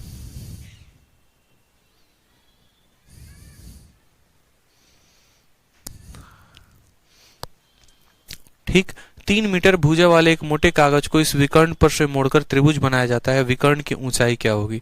बहुत प्यारा सवाल कि एक स्क्वायर कार्डबोर्ड का जिसका साइड 3 सेंटीमीटर है, तो सबसे पहले हमें क्या बनाना है, एक स्क्वायर कार्डबोर्ड बनाना है, और ये स्क्वायर कार्डबोर्ड की जो लंबाई है या साइज है वो कितना है, तो बोला गया सर 3 मीटर है, तो स्क्वायर की साइड भी 3 मीटर है, ये भी साइड 3 मीटर है।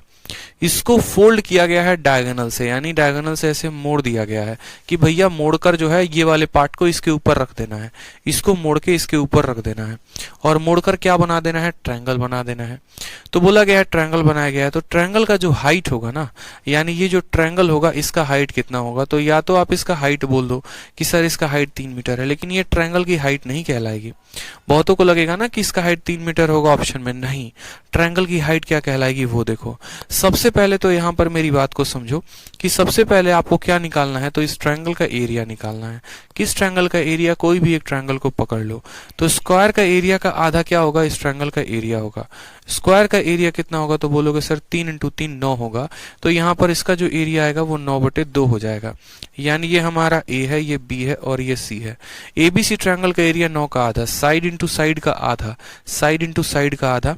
जो एरिया होता है यहाँ पर क्या होता है, ये जो एरिया है मेरे भाई, ये एरिया जो है वो क्या होता है, हाफ इंटू, अब गौर से देखोगे ना आप लोगों, ठीक है, तो छोटी सी बात को देखो, असल में हमें कौन सी हाइट पता करनी है, तो असल में हमें ये वाली हाइट पता करनी है कि ये जो ट्रायंगल है ना ABC, तो यहाँ पर ये इसका बेस है, this is the base and this is the height, हमें इसका मान पता करना है।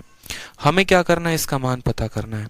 तो हम बोलेंगे पहली बात ये 3 है और ये 3 है, तो ये जो हाइपोटेनस होगा, ये हाइपोटेनस कितना होगा, तो हाइपोटेनस जो होगा वो 3√2 होगा। बोलो रूट ए है तो क्या हो जाएगा, 2√3 हो जाएगा, ये इसका हाइपोटेनस हो जाएगा।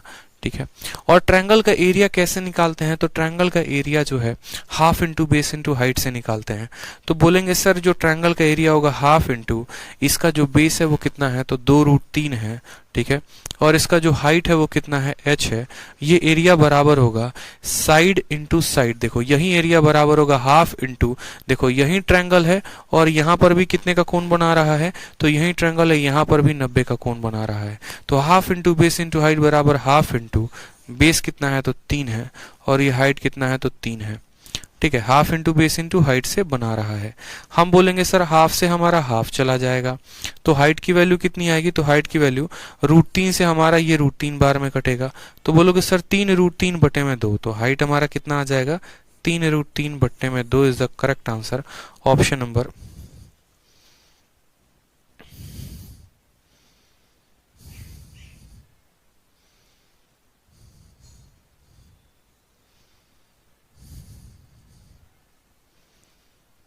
कहीं गड़बड़ कर दिया क्या हमने?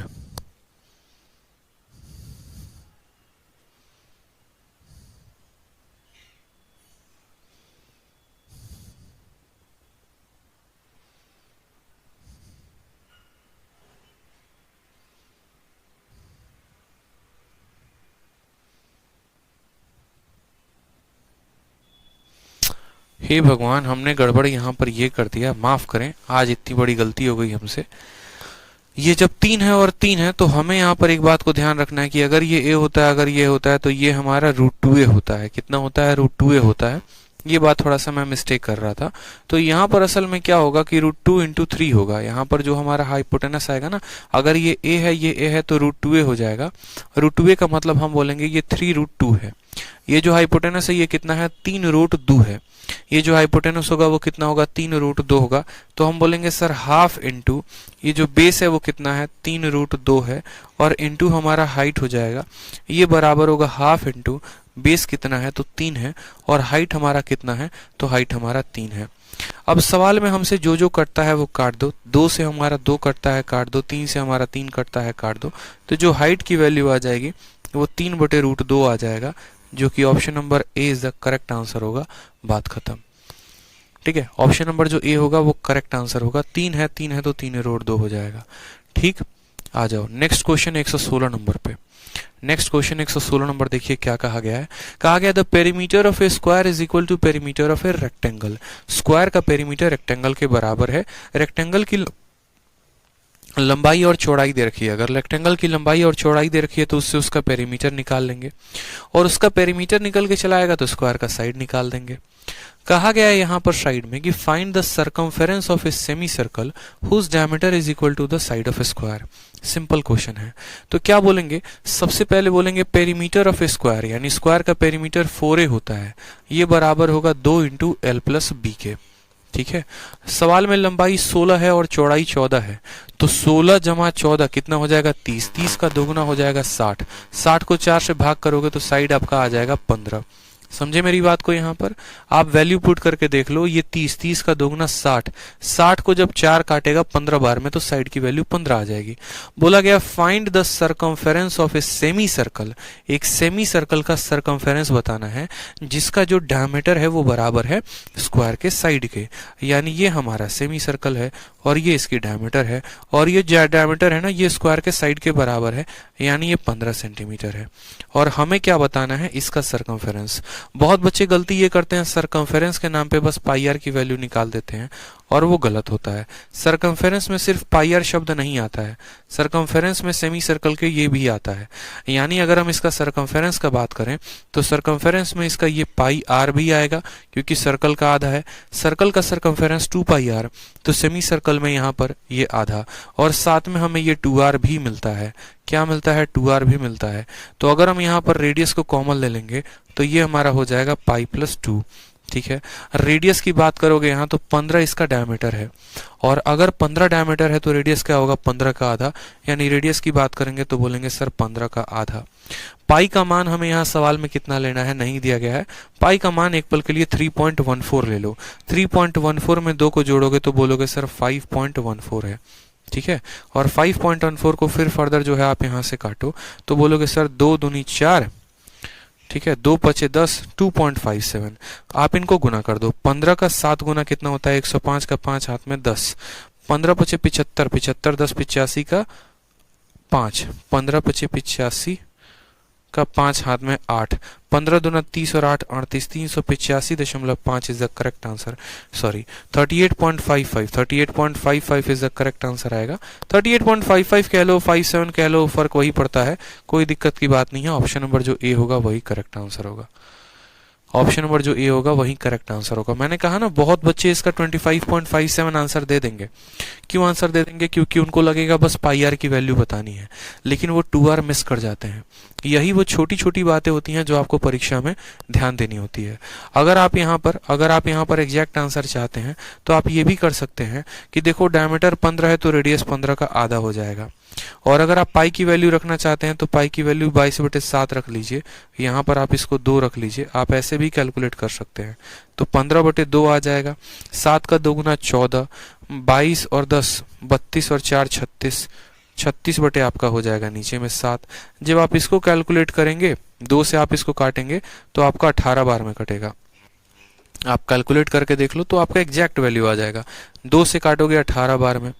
18 का 5 गुना 90 का 0 हाथ में 9, 18 कम 18 1 9 27 हो जाएगा। ठीक है, और 27/7 आप इसको फर्दर चाहो कैलकुलेट कर लो, देख लो। ठीक है, 7 का 3 गुना 21 होता है, फिर 7 होता है, 7 का 8 गुना 56 होता है, फिर 40 हो जाएगा, 7 का 5 गुना 35 हो जाएगा, फिर 50 हो जाएगा, 7 का 7 गुना 49 हो जाएगा, 38.57 सेंटीमीटर आएगा। तो अगर 22/7 लेंगे तो एग्जैक्ट आंसर आएगा, 3.14 लेंगे तो थोड़ा सा डेसिमल में परिवर्तन होगा, बट फिर भी आंसर सेम रहेगा। ध्यान रहे छोटी छोटी बातों का। यहाँ पर जो गलती करने वाला पॉइंट ये था, बच्चे यहाँ पर सरकमफेरेंस लेते वक्त 2r को भूल जाते हैं। उन्हें वो 2r को नहीं भूलना था। अगर वो 2r को भूलते तो वो सवाल को कभी नहीं बना पाएंगे, सही उत्तर नहीं आ पाएगा। ठीक है, चलो आ जाओ। नेक्स्ट बात करते हैं यहाँ पर डायगोनल को लेकर कि डायगोनल क्या है। सवाल को देखो, डायगोनल को कह रहे हैं, क्वेश्चन देखो, the diagonal of a square is equal to side of a equilateral triangle. एक स्क्वायर यानी एक वृत्त का, ठीक है, सॉरी, किसी वर्ग का जो विकर्ण है एक समबाहु त्रिभुज के भुजा के बराबर है। यदि वर्ग का क्षेत्रफल 18√3 स्क्वायर सेंटीमीटर है तो इक्विलेटरल ट्रायंगल का कितना होगा? कितना आसान क्वेश्चन है, बताओ। साइड ऑफ स्क्वायर, देखो स्क्वायर का कितना दे रखा है, स्क्वायर का एरिया दे रखा है। तो सबसे पहले यहाँ पर आपको पता है कि अगर हम एक स्क्वायर के साइड को a लेते हैं, इसको भी a लेते हैं, तो जो हमारा ये साइड, ये डायगोनल होता है, ये हमारा √2a हो जाता है। सवाल में हमसे एरिया बोला गया है।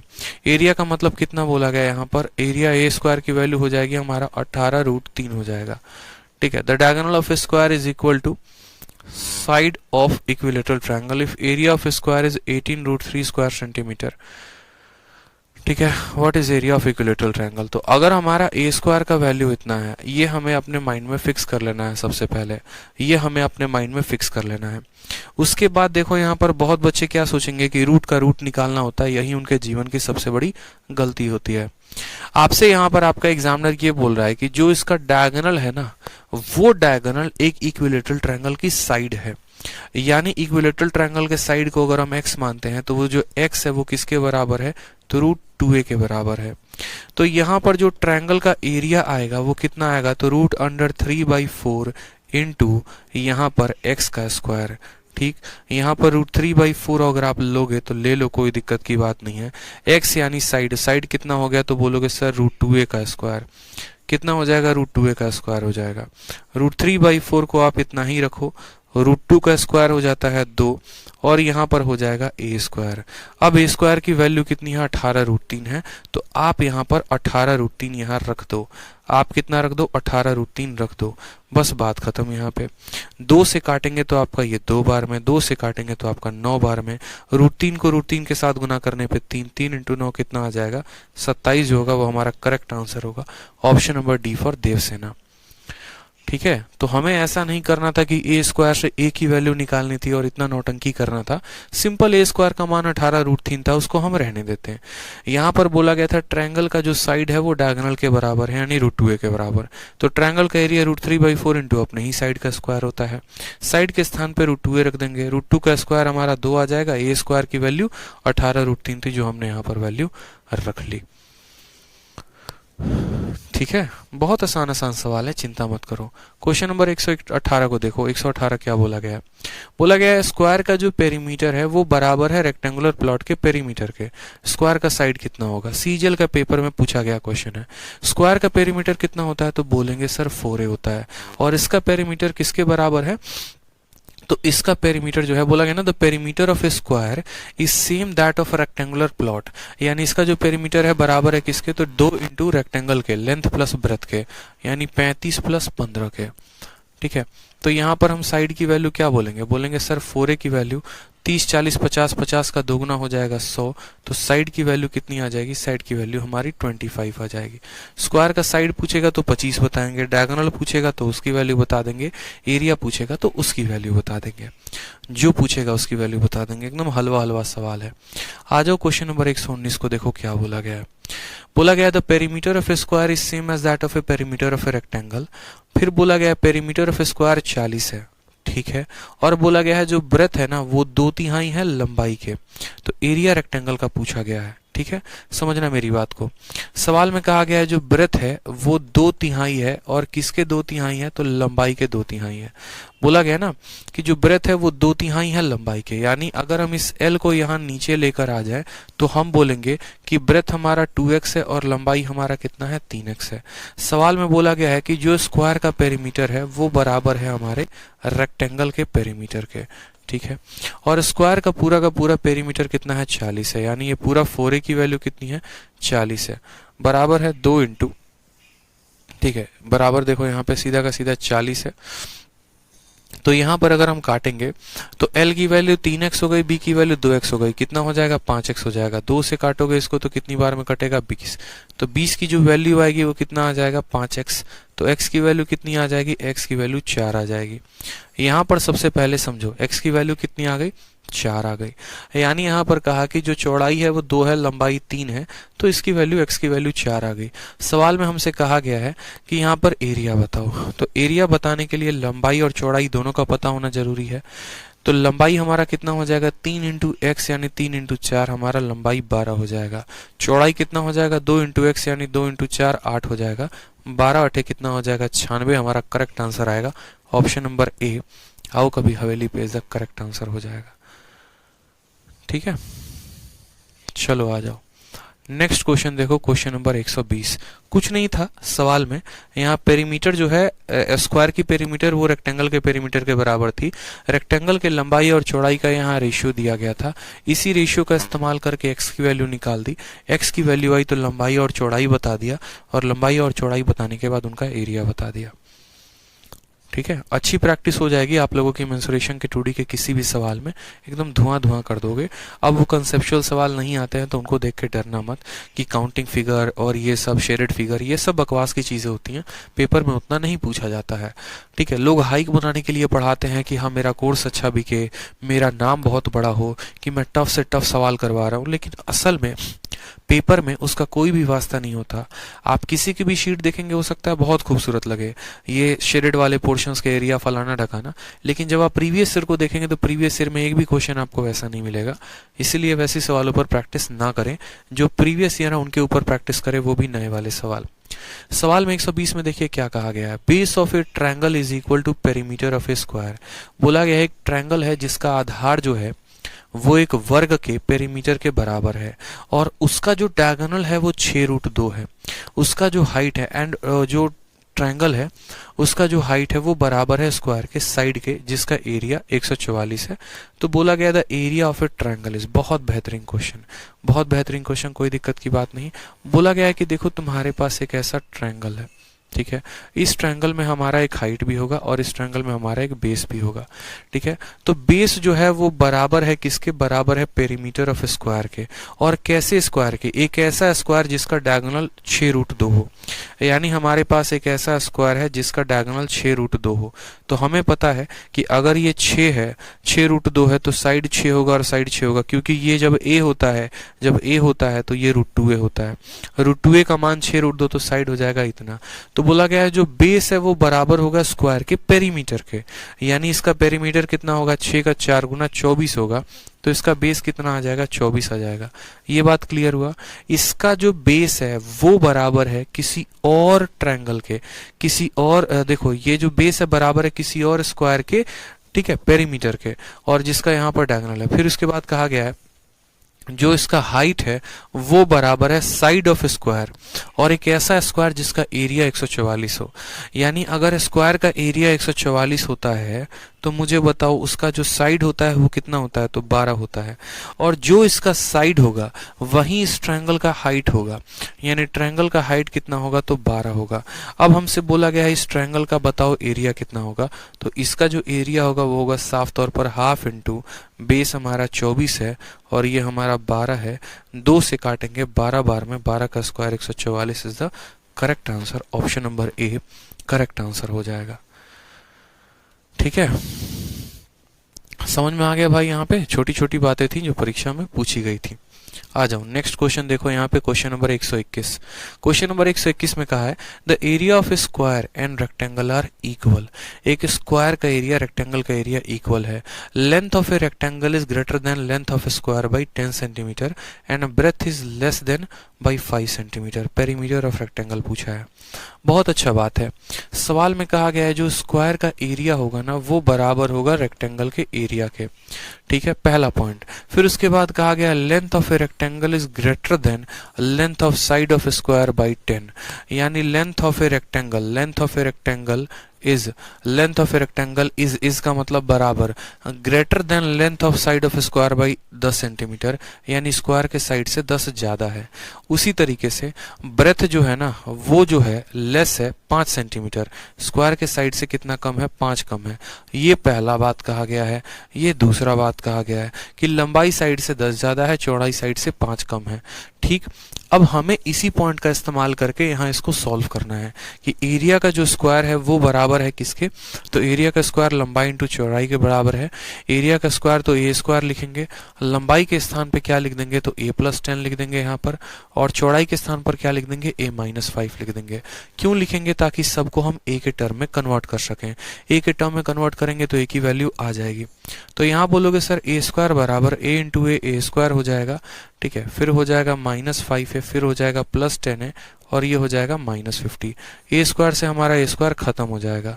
ठीक है, -50 यहाँ आ जाएगा तो 50 हो जाएगा, 10 में से 5 चला गया तो 5 हो जाएगा, 5 से काटेंगे तो 10 बार में, यानी हमारी साइड जो आ जाएगी वो कितनी आ जाएगी, a की वैल्यू 10 आ जाएगी। अब अगर हमारी a की वैल्यू 10 आ जाएगी तो बोला गया है पेरीमीटर ऑफ रेक्टेंगल, तो a की वैल्यू 10 आ जाएगी तो लंबाई कितना आ जाएगा, 10 × 10 यानी लंबाई 20 आ जाएगा। चौड़ाई की बात करते हैं कितना आएगा, तो 10 में से 5 चला गया तो 50, 5 आ जाएगा। बात करते हैं पेरीमीटर के बारे में, तो 2 इंटू लंबाई जमा चौड़ाई 20 × 5 25, 25 का 2 गुना कितना हो जाएगा, 50 हो जाएगा। Option number D for Devsena correct answer आएगा। समझ में आ गया। इसका जो एरिया होगा वो इसके लंबाई और एरिया के बराबर होगा, सीधी सी बात है। स्क्वायर का एरिया रेक्टेंगल के एरिया के बराबर, यानी वर्ग का एरिया आयत के एरिया के बराबर। ठीक है, वर्ग की जो लंबाई होगी स्क्वायर के लंबाई से 10 ज्यादा होगी, सॉरी आयत की लंबाई वर्ग के लंबाई से 10 ज्यादा, आयत की चौड़ाई वर्ग की चौड़ाई से 5 कम, यानी हमें एल की भी वैल्यू ए के टर्म में मिल गई और बी की भी वैल्यू ए के टर्म में हमें मिल गई है। हमने यहाँ पर जब वैल्यू रखा सॉल्व किया तो ए की वैल्यू 10 आ गई, ए की वैल्यू आ गई तो एल की वैल्यू निकाल दी, बी की वैल्यू निकाल दी, एल और बी की वैल्यू आ गई तो हमने किसका एरिया निकाल दिया, पेरीमीटर निकाल दिया। हल्के हल्के सवाल हैं, ज्यादा भारी भरकम सवाल नहीं है। आ जाओ क्वेश्चन नंबर 122 को देखो। कहा गया perimeter of a square is half the perimeter of a rectangle. Square का पेरीमीटर रेक्टेंगल के पेरीमीटर के आधा है, यानी स्क्वायर का पेरीमीटर 40 है। ठीक है, तो बोला गया है इफ इट्स ब्रेथ इज 2/3। ये सब सॉल्व कर लेना आप लोग। अभी क्वेश्चन नंबर 122 का डुप्लीकेट करवाया था पीछे, 122 आपके लिए है सॉल्व करने के लिए। नेक्स्ट क्वेश्चन देखो 123 नंबर सवाल। कहा गया the area of a field is in the shape of A hexagon, और हेक्सागन का एरिया दिया गया है इतना स्क्वायर मीटर। बोला गया what is the cost of fencing. ठीक है, हेक्सागन का एरिया दे दिया गया है। देखो बोला गया है कि एक आपके पास खेत है और वो खेत जो है वो हेक्सागन के शेप में है, यानी षष्ठभुज के आकार में है। इस खेत का क्षेत्रफल आपको दे रखा है और क्षेत्रफल 2400√3 दे रखा है।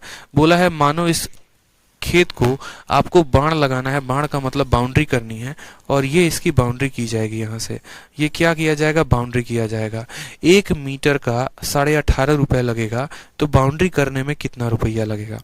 यानी अगर हमें इसका एरिया दिया गया है तो हम इसका पेरीमीटर निकाल लेंगे, और अगर हम इसका पेरीमीटर निकाल लेंगे तो उस पेरीमीटर को 18.5 के साथ गुना कर देंगे। ठीक है, तो सबसे पहले बात करते हैं यहाँ पर हेक्सागन के बारे में। हेक्सागन के बारे में हम क्या क्या पॉइंट्स को समझते हैं। जैसे मानो यहाँ पर हेक्सागन हो गया ये, तो हेक्सागन एक कैसा पॉलीगन है, एक ऐसा पॉलीगन जिसके कितने साइड होते हैं, तो कुल मिलाकर 6 साइड होते हैं। ठीक है, ये क्या होता है, तो ये हमारा होता है हेक्सागन। ठीक है, और हेक्सागन में अगर बात करें यहाँ पर, ठीक है, यहाँ नीचे ही लिख लो ना हेक्सागन, ये कैसा फिगर है, तो ये एक हेक्सागन का फिगर है। और हेक्सागन के बारे में अगर हम जाने, प्रत्येक भुजा जो होती है वो एक ही होती है। इसका जो होता है टोटल कुल मिलाकर इसके अंदर कितने इक्विलेटरल ट्रायंगल बनते हैं, तो 1 2 3 4 5 6। तो हेक्सागन का जो साइड होता है वो कितना होता है, a होता है। इसका जो पेरीमीटर होता है वो कितना होता है, ठीक है, तो पेरीमीटर हमारा 6 गुना होता है। और जो एरिया होता है वो कितना होता है, देखो पेरीमीटर साइड का 6 गुना, और जो एरिया होगा वो 6 इक्विलेटरल ट्रायंगल के एरिया के बराबर। तो एक इक्विलेटरल ट्रायंगल का एरिया √3/4 साइड स्क्वायर, तो 6 इक्विलेटरल ट्रायंगल का एरिया 6 × √3/4 साइड स्क्वायर। क्लियर है, यहाँ पर परेशानी की कोई बात है, बोलोगे नहीं सर, ठीक है। तो उसी तरीके से जो यहाँ पर एरिया दिया गया, बहुत डिटेल वे में मैंने जो है हेक्सागन को पढ़ाया है। क्वाड्रिलेटरल जाकर जब मेरी वीडियो देखोगे तो मजा आ जाएगा, क्वाड्रिलेटरल में डिटेल वे में मैंने पढ़ाया, पूरा जाकर देखना। तो 6 × √3/4 इंटू साइड का स्क्वायर बराबर होगा किसके, तो बराबर होगा 2400 √3 के, बराबर होगा किसके, तो 2400 × √3 के। अब अगर देखोगे तो √3 से आपका √3 खत्म हो जाएगा, 6 से काटोगे यहाँ पर ना तो 400 बार में खत्म हो जाएगा। ठीक, तो ए स्क्वायर की वैल्यू कितनी आ जाएगी, 4 × 400, यानी ए स्क्वायर की वैल्यू 1600 आ जाएगी। तो साइड की वैल्यू कितनी होगी, साइड की वैल्यू हमारी 40 निकल के चली आएगी। साइड की वैल्यू कितनी निकल के चली आएगी, 40।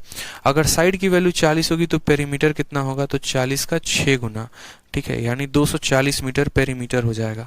और पेरीमीटर अगर 240 होगा तो जो कॉस्ट होगा वो कितना होगा, तो 240 को किससे गुना करना होगा, 18.5 के साथ। तो 240 को 18.5 के साथ गुना कर लो, ये आपका करेक्ट आंसर आ जाएगा। दशमलव से 0 खत्म हो जाएगा।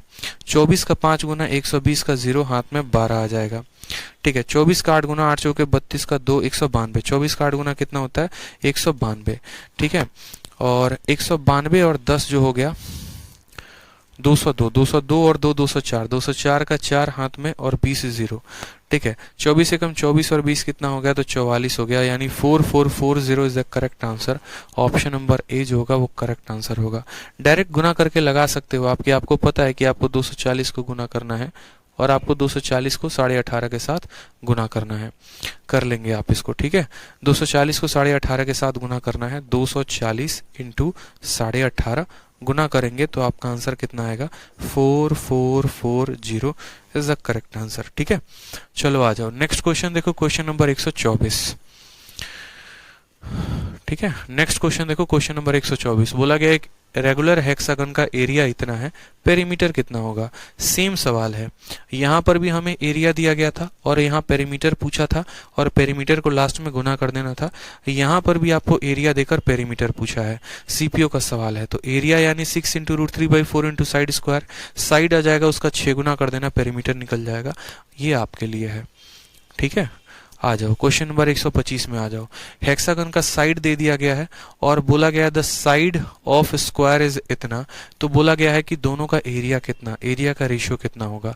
यानी एक हेक्सागन का एरिया का और साथ में यहाँ पर एक स्क्वायर के एरिया का क्या पूछा है, तो अनुपात पूछा है। मतलब एक षष्ठभुज और एक वर्ग के एरिया का अनुपात पूछा है। तो सबसे पहले बात करते हैं हेक्सागन के एरिया को लेके, ठीक है, और एक स्क्वायर के एरिया को लेके। तो हेक्सागन का एरिया कितना होता है दोस्तों, तो बोलोगे हेक्सागन का एरिया 6 × √3/4, ठीक है, और into side of square, side की वैल्यू कितनी है, तो 4 का स्क्वायर हो जाएगा, 4 × 4। और उसी तरीके से स्क्वायर का कितना होगा, तो बोलोगे सर 4√2 इंटू कितना हो जाएगा, 4√2 हो जाएगा। ठीक है, कोई परेशानी की बात है, इसका 1/4 इसके 4 को खत्म कर देगा, यहाँ का दूसरा 4 इस 4 को खत्म कर देगा।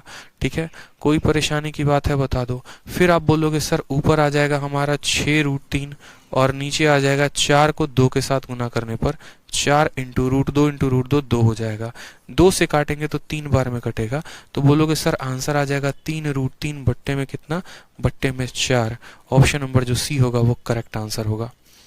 ऑप्शन नंबर जो सी होगा वो क्या होगा, करेक्ट आंसर होगा। हेक्सागन का एरिया दिया गया है, स्क्वायर का एरिया दिया गया है। हेक्सागन का एरिया 6 × √3/4 इंटू साइड स्क्वायर, इसका 4 इसके 4 को काटेगा, इसका 4 इसके 4 को काटेगा, ऊपर 6√3 बचेगा, नीचे 4 × √2 × √2 2 बचेगा और वैल्यू निकाल लेंगे। तो वैल्यू निकालेंगे तो कितना आएगा, 3√3 बटे में 4।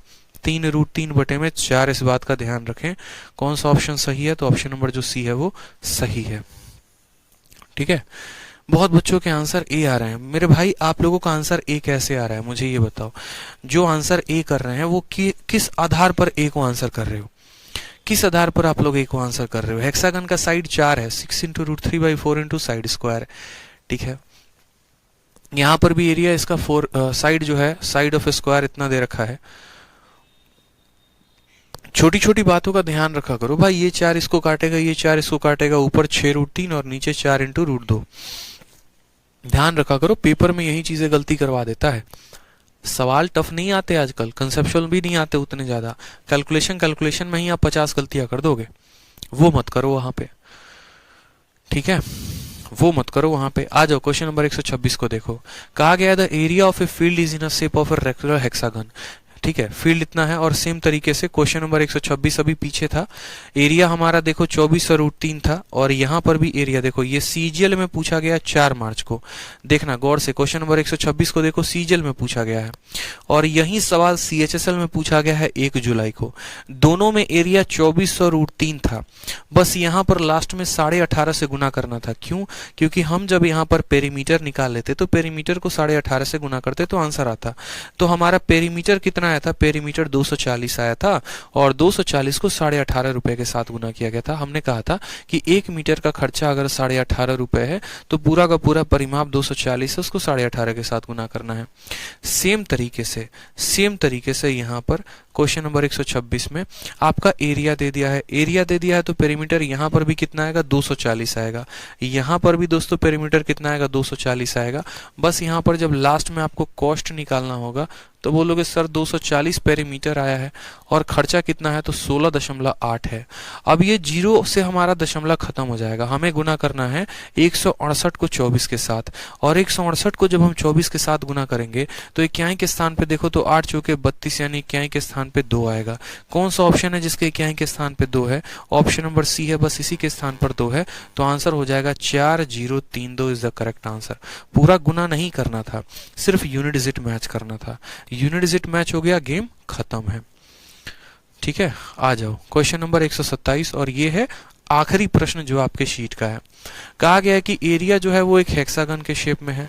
बोला गया कॉस्ट ऑफ फेंसिंग कितना होगा। सेम तरीके से अगर एरिया दिया गया है तो आप साइड निकाल देंगे, साइड दिया गया है तो पेरीमीटर निकाल देंगे और पेरीमीटर को 11.5 के साथ गुना कर देंगे तो आपका कॉस्ट निकल कर चला आएगा। तो हमारे तरफ से मेंसुरेशन 2D जो होता है वो होता है खत्म। पूरा का पूरा जितना भी सवाल था, जितने भी तरह के सवाल पिछले 3 सालों में पूछे गए थे 2D से लेकर, वो हो रहा है खत्म। इसके बाद हम आपका करवाएंगे 3D। कल संडे है, कल क्लास ऑफ रहेगी, ठीक है, और संडे है क्लास ऑफ रहेगी। फिर उसके बाद हम 3D आप लोगों का करवा देंगे। बहुत ही बेहतरीन तरीके से 3D में आपके एक एक पॉइंट को हम कवर अप कर देंगे ताकि आप लोगों का ज़्यादा से ज़्यादा फायदा हो सके। और उसके बाद जो है मेरे भाई बाकी के टॉपिक्स एडवांस के हम लोग स्टार्ट करेंगे और उसमें थोड़ी सी हम गति रखेंगे। ज्योमेट्री मेंसुरेशन में थोड़ा वक्त लग गया चीज़ों को पढ़ाने में क्योंकि ये बच्चों को समझाना कठिन होता है, बट बाकी टॉपिक्स हो गए उनमें उतना समय नहीं लगेगा, तो उसकी चिंता मत करो आप, ठीक है। मन लगाकर पढ़ो, जितना पढ़ा दिया है। मेंसुरेशन 3D की जो क्लास है ना, मोस्ट ऑफ द पार्ट्स हमने आपको कवर अप करवा दिए हैं। उसमें 150 के अप्रोक्स आप लोगों को क्वेश्चंस मिलेगा। इसके क्लास नोट्स में अपलोड करवा दूंगा, उसकी चिंता मत करो। मेंसुरेशन 3D की जो शीट है वो भी आप लोगों के लिए जो है वो भी अपलोड हो जाएगी, ठीक है। तो 3D की शीट में 150-157 के करीब में सवाल हैं। उसमें थोड़ा अगर हम मान के चलते हैं कम से कम वहाँ 7 से 8 10 क्लासेस तक लग सकती हैं 3D को पढ़ाने में, ताकि उससे फायदा हो आप लोगों का, ठीक है। तो पढ़ते रहो मन लगाकर। 3D में भी बहुत मजा आने वाला है आप लोगों को। उसमें कुछ ऐसा नहीं है कि 3D आप अलग पढ़ रहे हो और आप जो है प्रैक्टिस अलग कर रहे हो। मेंसुरेशन 3D में सिर्फ और सिर्फ एक ही शीट मिलेगी और वही शीट से आपका पूरा हो जाएगा कंप्लीट, ठीक है। क्लास नोट्स अपलोड हो जाएगा, पढ़ लेना, इससे रिवाइज कर लेना, ठीक है। सर मज़ा आ गया, सच में ऐसा मेंसुरेशन कभी नहीं पढ़ा था मैंने, रियली। चलो बहुत अच्छी बात है, ऐसे ही दिल लगाकर पढ़ा करो चीज़ों को लेकर। थ्योरी हमने अलग पढ़ा, प्रैक्टिस शीट हमने अलग की, अब हम 3D को सॉल्व करके बढ़िया तरीके से ख़त्म करेंगे, ठीक है। मन लगाकर पढ़ो। कल रात में क्लास चलेगा, रात में भी देखता हूँ भाई, जब दिन में होगी तो दिन में लगा देंगे, रात में होगी रात में। अब रात में क्लास नहीं चलेगी, ठीक है। इसलिए नहीं चलेगी क्योंकि पहले विक्रम सर यहाँ नहीं थे तो मैंने क्लासेस लगा दी थी, ठीक है। अब जब वो यहाँ पर आ चुके हैं तो फिर रात में वहाँ पर भी इन्हें भी प्रॉब्लम होता है रहने में, सभी चीज़ों को लेकर। थोड़ी यहीं पर पूरी की पूरी फैमिली अभी सर की आई हुई है, तो अच्छा नहीं लगता कि रात में फैमिली ऑलरेडी यहाँ इनके स्टे कर रही है और मैं आके क्लास लूँ, ठीक है। ये खुद के लिए जो है वो बेकार चीज़ें लग जाती हैं। तो इसलिए मैंने सोचा है कि अब रात में जो है अपन कोई क्लास नहीं लेंगे, ठीक है। रात में कोई क्लास नहीं लेंगे, वही क्लास दिन में ले लिया करेंगे, कोई दिक्कत नहीं है, ज़्यादा वक्त नहीं लगेगा अपने को, इसी टाइम में ख़त्म कर लेंगे, ठीक है भाई। चलो तो खुश रहो, मस्त रहो, बढ़िया से एंजॉय करो, ठीक है। चलो भाई, लव यू ऑल, ध्यान रखे अपना, ठीक। चलिए बाय।